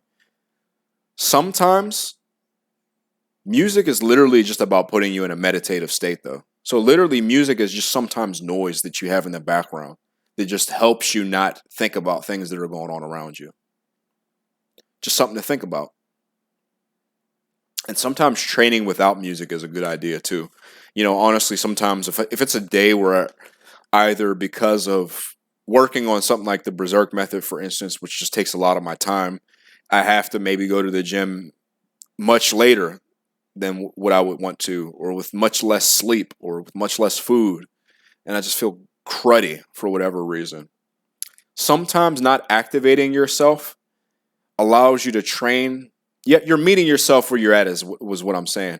If you're already feeling like crap, sometimes hyping yourself up is just going to create a bigger mental fatigue cost that's going to be harder to bounce back from. So sometimes training without music in that capacity, I'm talking about like you're pooped. I'm not talking about, oh, I'm a little tired. I was just at school and, I'm a little tired. No, listen to your music, bro. I'm talking about like if you've had grown-up responsibilities that are just crushing you right now and you're like, I'm here to be here. I'm going to crush this workout, but I am not feeling the best. Sometimes it's just good to not elevate yourself with the music. I have something that I put to words and just wanted to call the mastery method. With lifts, I try to treat exercises more like skills and less like lifts. And the way that I think about it is the more skilled you get at something, the better return of investment you get with it. So if you're a better carpenter, you build better houses, make more money, provided you can market yourself well. Some people are honestly shitty at stuff, but they can market themselves well and they're successful. But all other things being equal, if you're more skilled and more valuable, you can charge more money. You get a better return of investment. In that same line of thinking, we don't swap our skills around unless there's a great reason for you to do that, right? Unless you have a really good reason to swap that skill, that main performance metric in, we're keeping it in for as long as possible before we need to swap it out. Because when you run programs, you'll notice that with mine, for instance, some exercises don't change and others you can change every so often. Even with the exercises that I allow you to change, I'm keeping you in there longer on average than I've noticed other coaches and people who make fitness content typically do. That's because the longer that you do something, the better you're able to get it because the longer you're able to chip away at it. And that's the mastery method. When it comes to adding things to our programs, I tend to look at what will help me cultivate those core skills. What's going to help me get better at what's moving the needle? I want to talk a little bit about exercise selection in that regard. I think I'm going to start with the beginners, though. I was going to do a high-level breakdown and kind of talk about them all at once, but starting with the beginners, I'm going to be honest with you, man. Most templates, a lot of this is probably not what some beginner lifters are wanting to hear. Some beginner lifters are probably wanting to hear me talk about these revolutionary methods and progression models and exercises. No. Brother, the truth of the matter is that the self-coaching portion of the video is most important, and that's the portion that you need to get to. That's the portion that you need to pay attention to. But practical exercise selection, most templates as they're written are going to work well enough. But the Berserk way is to, of course, do stuff that is fun. Explore. Do stuff that's fun.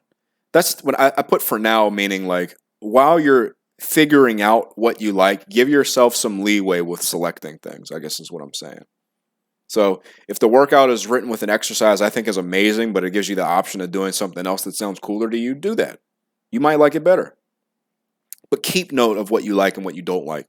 Because this is going to allow you to infer what your variations are going to be when you're intermediate and advanced. So what you do now is important for the future. Every choice that you make has an echo, as Gogeta said in Fusion Reborn to Janemba before hitting him with the Soul Punisher. Or the Stardust Breaker, sorry. It's called Soul Punisher in Budokai 3. I'm showing my age with the with the freaking video game references. But more importantly, what I want you to do with your exercise selection is whatever you do pick, create your good habits with your form and create that standard of form that you're going to hold yourself to. Now, when it comes to intermediate lifters and beyond, meaning like advanced and very advanced lifters, you can start to select your movements when it's applicable for things other than just getting bigger or stronger. So this is things, a couple that I'll rattle off. This exercise, so pec flies, make me feel strong off the chest on bench. I don't know if they necessarily make my chest bigger, but they're working my pecs from a deep stretch. And when I do them, I feel more confident on bench press. And I feel more pop out the bottom. This back extension makes it so that I don't lose my breath on deadlifts because I'm able to get in basically more work capacity, basically. I'm working the hamstrings to be able to work harder for longer, and I don't lose my breath on deadlifts because I don't lose strength or position on the deadlift because my hamstrings are stronger.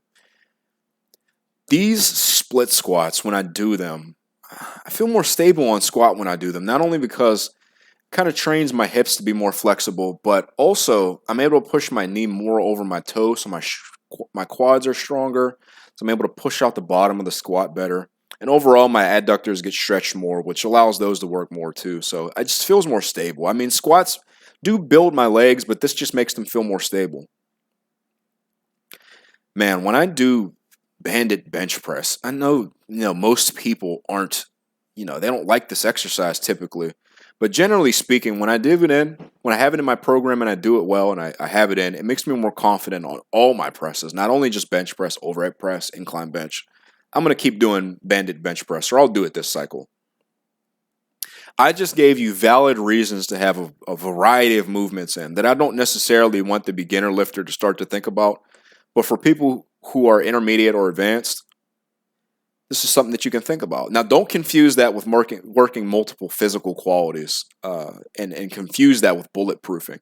Bulletproofing is kind of a meme in my opinion. That's not to say that there aren't things you can do to reduce injury risk, but if we start to select things for reducing injury risk instead of training adaptation, whether that be strength, size, or any of these other benefits we talked about, we start to do less training and more bulletproofing, and then you're not getting any training adaptation.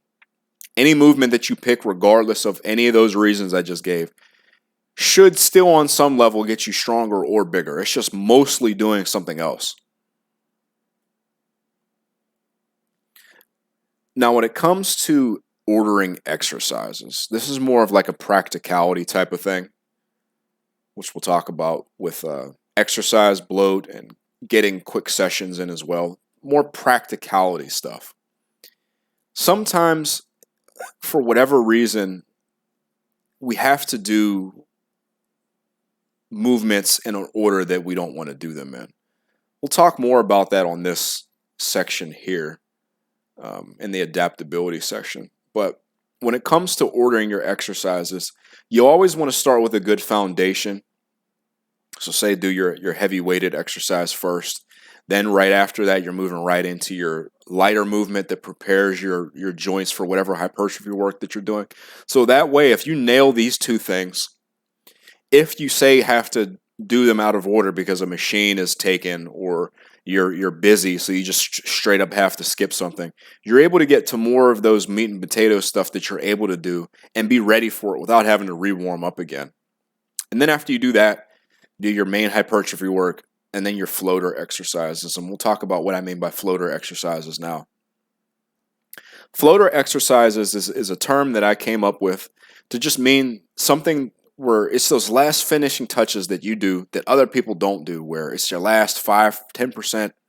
You sprinkle them throughout your workout in places where it makes sense, and you just use your common sense about where you're going to do that. So you don't superset deadlift with conventional deadlift with cable rows.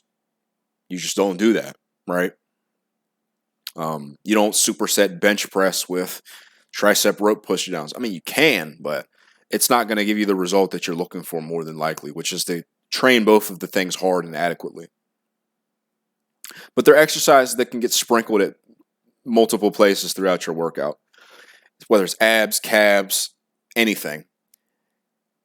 Where I want you to think about expanding our viewpoint on this versus what we said last year is that your idea of what a floater exercise is or what you need to do at any given time should change over time. So for some people, training your abs often is going to be something that's important to them at one point in time versus another point in time where their abs are developed.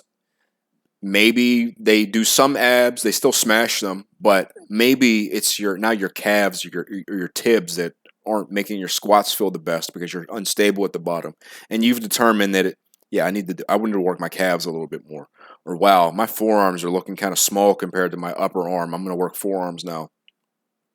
That last 10% is always going to change over time, and it should change over time if we're doing what we should be doing. The truth of the matter is that a lot of people are scared of losing muscle. And this is where we avoid exercise bloat, I like to call it. Like a bloated program that just way too many exercises in it. Or a bloated session even. It takes very little to maintain a muscle. I'm going to be honest with you, man. Like for instance, a floater exercise for me was neck isolation for a while because I wanted to get a thicker, more stout neck. I got to 18 and a half, close to 19 inches neck circumference. And I haven't trained neck in probably 4 months, bro. And my neck has maintained just from doing heavy rowing, heavy hip hitching, just heavy training in general. Muscle like that you build just doesn't evaporate. You would have to completely stop training for it to evaporate, right? So at a point in time, you may have did 12 sets of squats or 12 sets of abs, rather. Now you're doing 3 sets, 4 sets a week. But the idea is that once something is no longer a low-hanging fruit, just attack the next low-hanging fruit.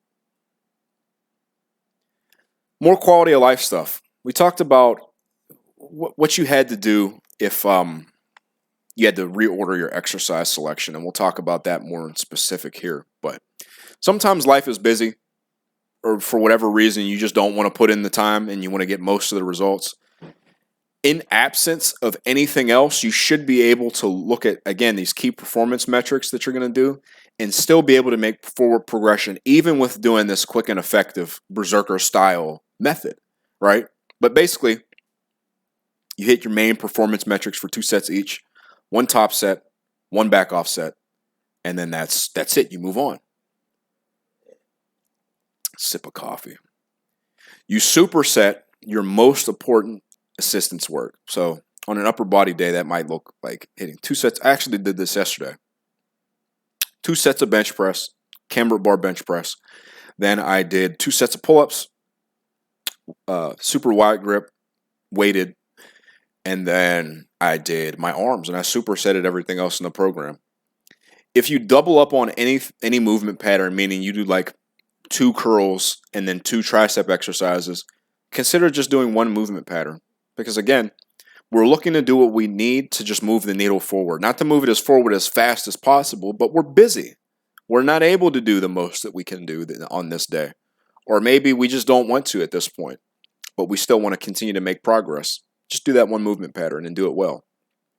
Now, if you're really crunched for time, you're doing the supersets and the less sets, you can consider doing drop sets as well, which means do 1 regular set, drop off some weight with no rest, and then do another one. Another thing that you can do is you can, as we talked about earlier, this is something that my program Dragon Fist does a lot on Boost Camp.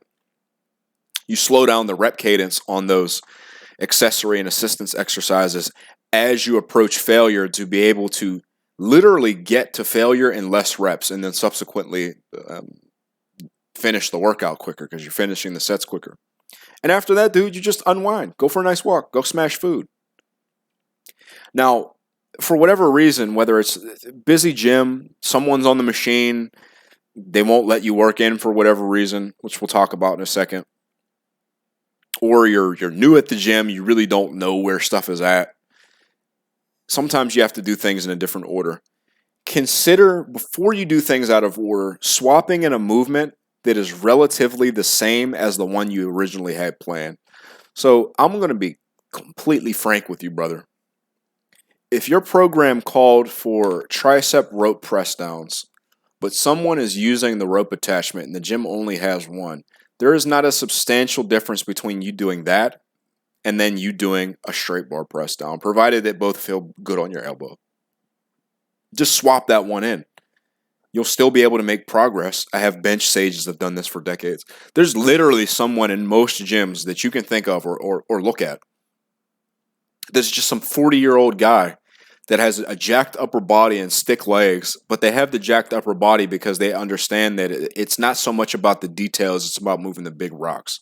They don't train legs, but they train the heck out of upper body, and that's why it's so big, you know? Because they don't sweat the small stuff. Now, when it comes to working in, I've never encountered someone where, look, fellas, I know a lot of people are scared to approach people at the gym. Some people are scared to be approached, but if you're friendly, you smile, and you're just approachable when you approach them, and you ask to work in, I've never had anybody say no. People don't bite. So just ask them to work in. You'll be good to go. And if it's something that you find consistently that someone else is using, because it's just a certain hour of the gym you go at, and they go to the gym at a certain hour and they just get there before you, and it's consistently that you're not able to use that rope attachment, consider adding in that straight bar press down or whatever exercise that you pick to swap it out with as a main staple instead of that rope push down. Maybe that's not practical for you. Now, if you can't replace the exercise, you can certainly just do something else in the program that maybe works the opposite muscle group.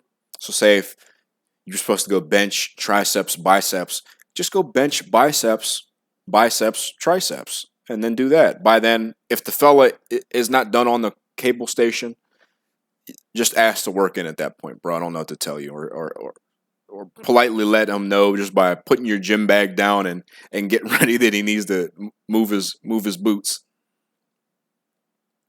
Now, when it comes to programs that I recommend before I wrap up with the last few things, just some general tidbits and what the perfect lifter looks like for me.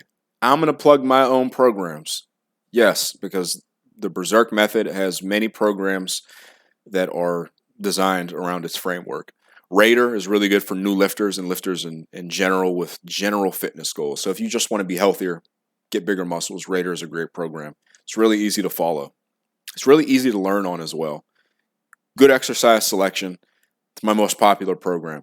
Beast Slayer is for lifters that have a good 10,000 foot view and can coach themselves really well, but they just need something fully customizable and something that is laid out in a way for them to have good long-term progression from beginner to intermediate to advanced. Someone of any experience level could run Raider as well, but I find that they would get better results on Beast Slayer just because as you get more advanced, sometimes you want to be able to have access to more nuts and bolts stuff, and it's just nice that it's on there with Beast Slayer. And it's also customizable to any strength goal as well, so if you are that guy that has specific strength goals, you're able to turn it into that kind of program. And then lastly, Dragon Fist. These are all mostly upper-lower programs, by the way. Beast Slayer is a hybrid program. Dragon Fist is a hybrid program, but the majority of it is predicated upon upper-lower, just so you know. Beast Slayer is upper-lower with one full body session. Dragon Fist is upper-lower push-pull legs. Raider is just upper-lower. Both are between 4 and 5 days a week, though, so it's not a big time investment either. Especially Dragon Fist because it has quicker workouts. But Dragon Fist is me taking Raider, which is taking that approachable, learnable program that is effective, but also combining it with more coaching notes as well. So it's a midway between people who don't quite have the time to invest in self-coaching quite yet, or don't want to invest the time, or want to coach and can't afford one, or don't want to pay for one. It gives them an opportunity to be able to get something that's as good as working with a coach as you could possibly get for the price. So that's in the description on Boost Camp. You can get 2 weeks free on the premium subscription. You're not buying the program or anything. You pay for the premium subscription, which improves the functionality of the app and gives you access to other premium programs. But if you find that you don't like the program for whatever reason, or you just don't want to continue to pay for premium, the app is totally usable for free. Most of my programs on it, other than Dragon Fist, are free, and they're all amazing. So wrapping up, some general opinions that I've formed in golden tidbits that I didn't feel fit anywhere else, but I just want to put here as something fun. So just challenging a few of my ideas from last year with some of these, but it's very popular in the fitness community to kind of take a pile on bro splits. I think bro splits can be pretty good, honestly. You know, as we said, so much it isn't the tool that's being used as opposed to how you're using it. So if it's that bad, is it because the tool is bad or you're just using it wrong? You know. But bro splits have a lot of benefits. So it's really beneficial to just go into the gym and have like a shoulder day. Like I'm going to crush shoulders. I'm going to intentionally hit shoulders, and then I'm going to let them rest and come and hit them again hard. You'll find that on bro splits, on your chest days, you may be doing bench press, so you're still working your shoulders 2 times a week, and on a shoulder day, you may be doing incline bench press, since that works the shoulders to a large degree, and you're still working your pecs on that day. So you can still get your frequency in. The only thing is that it's for people that really, really like going to the gym. I know Chris Jones, Physiques of Greatness, had his way of running the bro splits with less of a per week time commitment by basically turning it into a 9-day split, if I'm not mistaken. So he was hitting all of his muscle groups within a period of 8 to 9 days. I could be, bro, if you're watching this, I'm just going off memory. I haven't watched that video in a long time. But if I recall correctly, that's what you did. But as I said, there's ways of getting in frequency. The only thing is you need to be in the gym a lot. And when it comes to working legs, you're working them one time per week unless you choose to just have two leg days for whatever reason. Like you work legs twice. But there's no real reason why you couldn't get really jacked on a bro split. The truth of the matter is right now, for instance, if I got rid of my second leg day, I could still grow my legs. So there's no reason why logically that I couldn't also make progress on a bro split if I wanted to do that. Now, I just don't want to be in the gym that many days per week. I don't want to go to the gym 6-7 days a week. I'm going to be honest with you. Physical activity is good every day, but I'm not trying to commute to the freaking gym every day and all that, man. So, but there's no reason why it wouldn't work. Some shoulder training discoveries. I have found that it's really, really good to invest in a good vertical press, even if your goals are to get like a bigger chest or a bigger bench press or something like that. Just because I find that it's something that you're going to have to end up attacking at some point anyway if you make it an area of opportunity or something that you neglect. I have found specifically, though, that I don't think that singles training as a hypertrophy enthusiast or a bodybuilder, if you tend to compete, aren't necessarily useful, but I could see the use case for sometimes doing singles for other upper body movements. But I found that singles are more finicky on shoulder presses for whatever reason. So I would much rather that if you use a shoulder press as a main performance metric, you keep it no less than 5 reps and really as high as like 8 to 10. And really high reps work on it as well. So like sets of 20 I've found. Dan Green always used to do sets of 20 on the old Animal Pack videos. And I found that works really well for me on the seated military press. That's been my favorite shoulder builder. And I'll tell you what, good cautionary tale for you.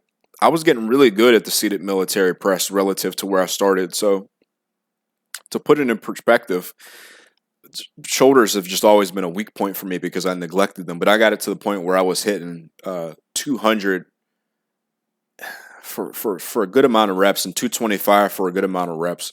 And then I thought in my head, man, I want to do a single. And I just failed the single completely and rage quitted the lift. So that's in terms of main performance metrics. I think that the most helpful shoulder isolation, if you're going to pick one, I would do lateral raises just because I find that if you're doing a lot of pulling, you're getting a good amount of rear delts. It's not to say you can't get more, but we're talking about what's going to move the needle the most in most people. I think that a good shoulder press and lateral raises or upright rows, even maybe on a cable or whatever's comfortable on your wrist and your shoulders. It's a good shoulder training discovery I wanted to share with y'all. Calisthenics for bodybuilders, the real talk though. Now I'm known or was known at the beginning of my channel for doing really heavy weighted pull-ups. Like I was the dude that was upper body max because at the time that's mostly what I was focused on. So I do the heavy weighted pull-ups and weighted dips. And I do think that there's merit to that in getting bigger.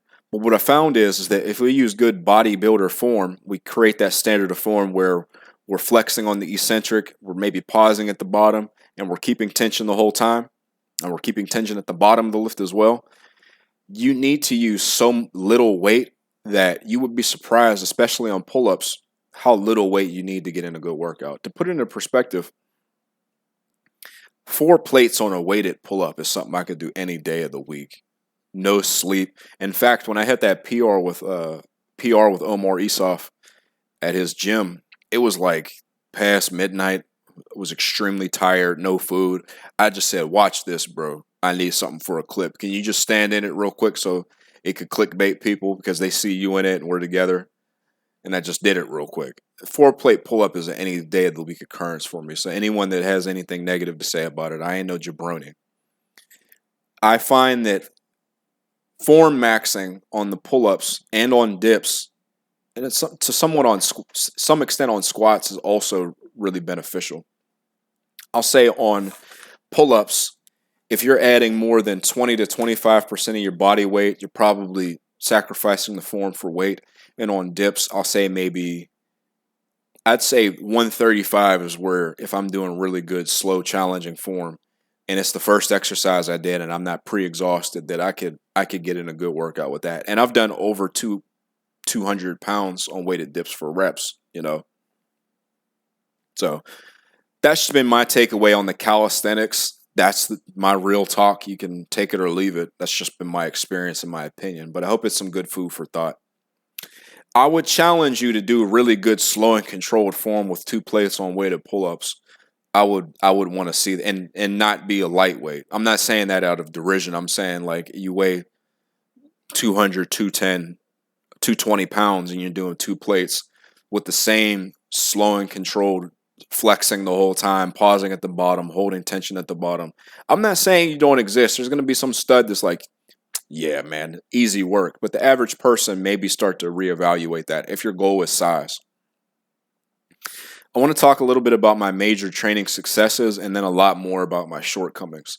Now, major training successes. Anything that I have wanted to improve in, I've improved in. Whether that's, horizontal pressing. I finally started to focus more on the bench press again, and I improved in my bench press. I'm currently sitting at 315 for 8. Now I'm working on close grip and improving my performance in that, because I just feel like I need stronger triceps and shoulders. And I also, as I said, got really strong shoulders as well. And my leg training. My leg training has continued to progress. My legs are at a point where I can take a picture and start calling myself a horse, because my legs are legit big now, and they never used to be big, which I'm really happy with. Arms have continued to come up. But in terms of training shortcomings, I have actively avoided doing incline bench, which is embarrassing, because in the last video, incline bench was something that I talked about, was something that I want to make a major goal. And I don't want to be a man that says they're going to work on something and they don't work on it.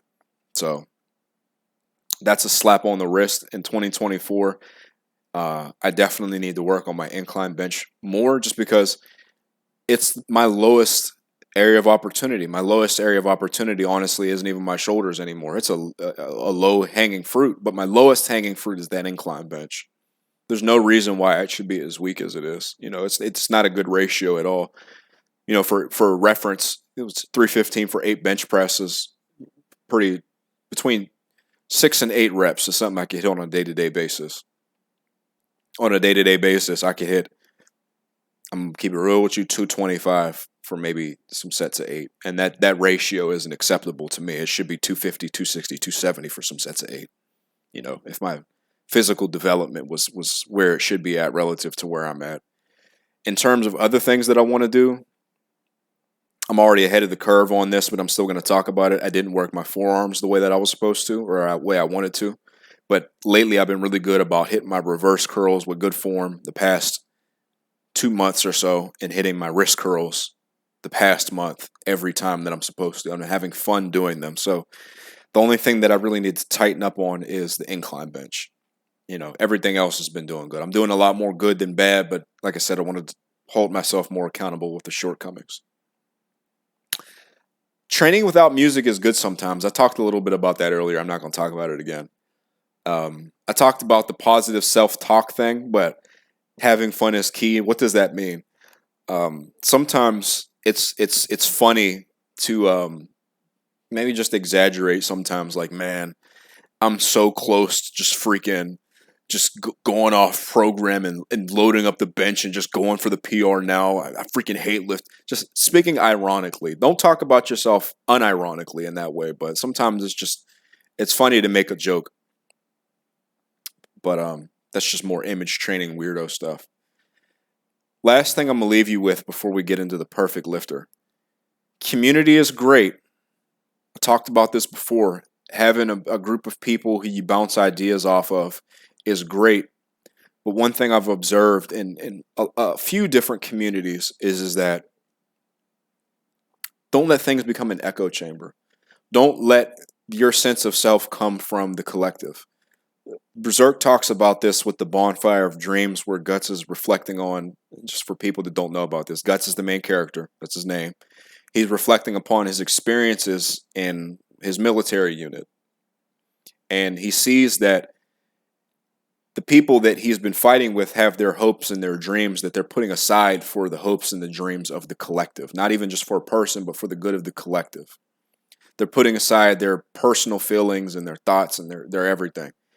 I'm always a person where I have my modes where I can be personable and things like that, and I enjoy kicking it with the bros and learning and things like that. But at the end of the day, I always find myself wanting to cultivate, because I don't want to slip into that group think. I don't want to slip into doing what the collective is doing because the collective is doing it. I want to dance to the beat of my own drum. I want to trend set. I want to do all these things. I want to be me at the end of the day, baby, because whether I'm with a group or not, I'm me, and I can stand on my own. Having that individual strength at the end of the day is important as well. And that's just something I want you to keep in mind. Whether you're in the military, whether you have a corporate job, whether you are a content creator, whether you're a part of a sports team, don't identify with the collective. What is your contribution to the world, and how do you feel about yourself? Just keep that in mind, bro. Now, the perfect lifter for me, we'll talk a little bit about this before we finish up. A perfect lifter for anybody should be an idealized version of yourself in the future. So, like, when I was a child, I can proudly say that I have become the idealized version of myself. I'm a good man. I'm a good husband. I'm physically built the way that I wanted to be, like the cartoon characters that I used to watch. I do something that I'm happy with. I have people in my life that love me. I have many people in my life that I've been very honored to have the opportunity to spend some time with before they passed away, and people that I have the pleasure of spending my time with now, whom I love and I cherish. An idealized version of yourself as the perfect lifter is all of those things. It's the physical, it's the spiritual, it's the mental, it's the ego. And by that I don't mean like being full of yourself. I mean you've harnessed your potential in such a way where anything that you want to be, you're moving towards that, and you're starting to see that in yourself. That's what I'm talking about. When it comes to when you're cultivating yourself into that ideal version of yourself, and that doesn't mean like fake it. I'm not saying that at all. I'm saying that you have some traits that are in you that you want to actualize. That's all I'm saying. It's Carl Jung called it individuation, I think. You can read up on that. I won't get into like the philosophical mumbo jumbo, but there's the individuation, and then there's the shadow self, I think, and then you integrate that into yourself. It's a bunch of mumbo jumbo, but read up on it. You think about, what would this version of me do? Sometimes in life I didn't always do that, and like, of course, we all have our moments where we fall short of our own standards and expectations, but always think about that. Even if you do something wrong or don't do something quite the right way or quite the best that you know you should have, you still reflect upon that. We're not perfect. We all make mistakes, but you don't allow your shit to stink, right? Everybody's shit stinks at times. We all have areas of opportunity, whether it's a lifter, a man, or whatever. You should look to someone real in real life to give you inspiration to reach that. For most of us, that's our fathers growing up. It could be a ridiculously chatty cartoon character as well. You should have multiple people that you look up to in some regard. Not only that idealized version of yourself, but people who help you recontextualize what that idealized version of you should be. So maybe an idealized version of you is good with managing money. That's something you didn't think about till you met a good friend at work who was a little older than you that was really good with money. But ultimately, physically, talking about anything outside of the mental and the spiritual, the perfect lifter for me is strong. They look good. They're good at everything in the gym, whether it's form, it's being good at every exercise. They're fast and they're athletic. That's not to say you're the perfect athlete or anything like that, or you're Usain Bolt. But I'll tell you what, bro, I can run pretty fast. I'm not in my peak in terms of conditioning, but at my fastest, I ran a mile and a half in 7 minutes and change, which is faster than a mile in 5 minutes. I think it's like 4 minutes and 40 seconds. I could maybe run a mile in 7 minutes now, bro, which is not bad by any means, but that's orders of magnitude different from my peak. But I'm still pretty fast, and I've always had pretty good endurance and a good set of legs. But overall, the perfect lifter for me is just a complete monster. They're a monster, bro. It's like Guts or Zod from Berserk. It's like Super Saiyan Goku from the Namek Saga with the planet-sized shoulders. It's just a complete, thick, head-to-toe beast. And that's all she wrote for the Berserk Method 2024. I really wanted to take my time with more of actionable things for you and food for thought pieces and self-coaching pieces, because I really wanted this to be the best version of the Berserk Method yet. Because it's really important to me each and every year that I put together something special that's worth your time and that's worthy of the legacy that I'm trying to build. I'm trying to build something that is in honor of now 2 men who have passed away, Kentaro Miura and Akira Toriyama, and honoring their works, which have contributed to my formative years, and a lot of you guys' formative years as well, especially Dragon Ball, and sharing those works with you as well. So not only offering my own piece and throwing my own hat in the ring, but sharing with you 2 things that really, really I love and appreciate: Berserk and Dragon Ball Z. That can sound however it's going to sound to you. But I also really believe in giving back to the community as well, because as I said, y'all allow me to lift weights for a living. And I want to give you something really special. So I really appreciate you. You each have your own special potential, not only as a lifter, but as a person. And lifting should be about cultivating that within yourself. We all have our insecurities. We all have our things that we're not great at, or that we're not great at doing, or things that we're coachable at. And these videos are all about making you more coachable in those regards, so that you can do those things for yourself and eventually do that same thing for someone else. So it's been a blast, fellas. We're 4 hours in. If you have any questions, please let me know. Please use the list of resources in the description to get yourself on a free program. And if you have any questions about how to navigate a mistake that you make, please come back to this video. Rewatch the parts that you need to read, or rewatch the parts that you need to listen to recontextualize the things that you're doing wrong. It may seem like a catastrophic issue or mistake that you've made, but a lot of the times it's just something small that you need to do, or a 10,000-foot view that allows you to see that, hey, it's not a catastrophic failure. I'm just not eating enough.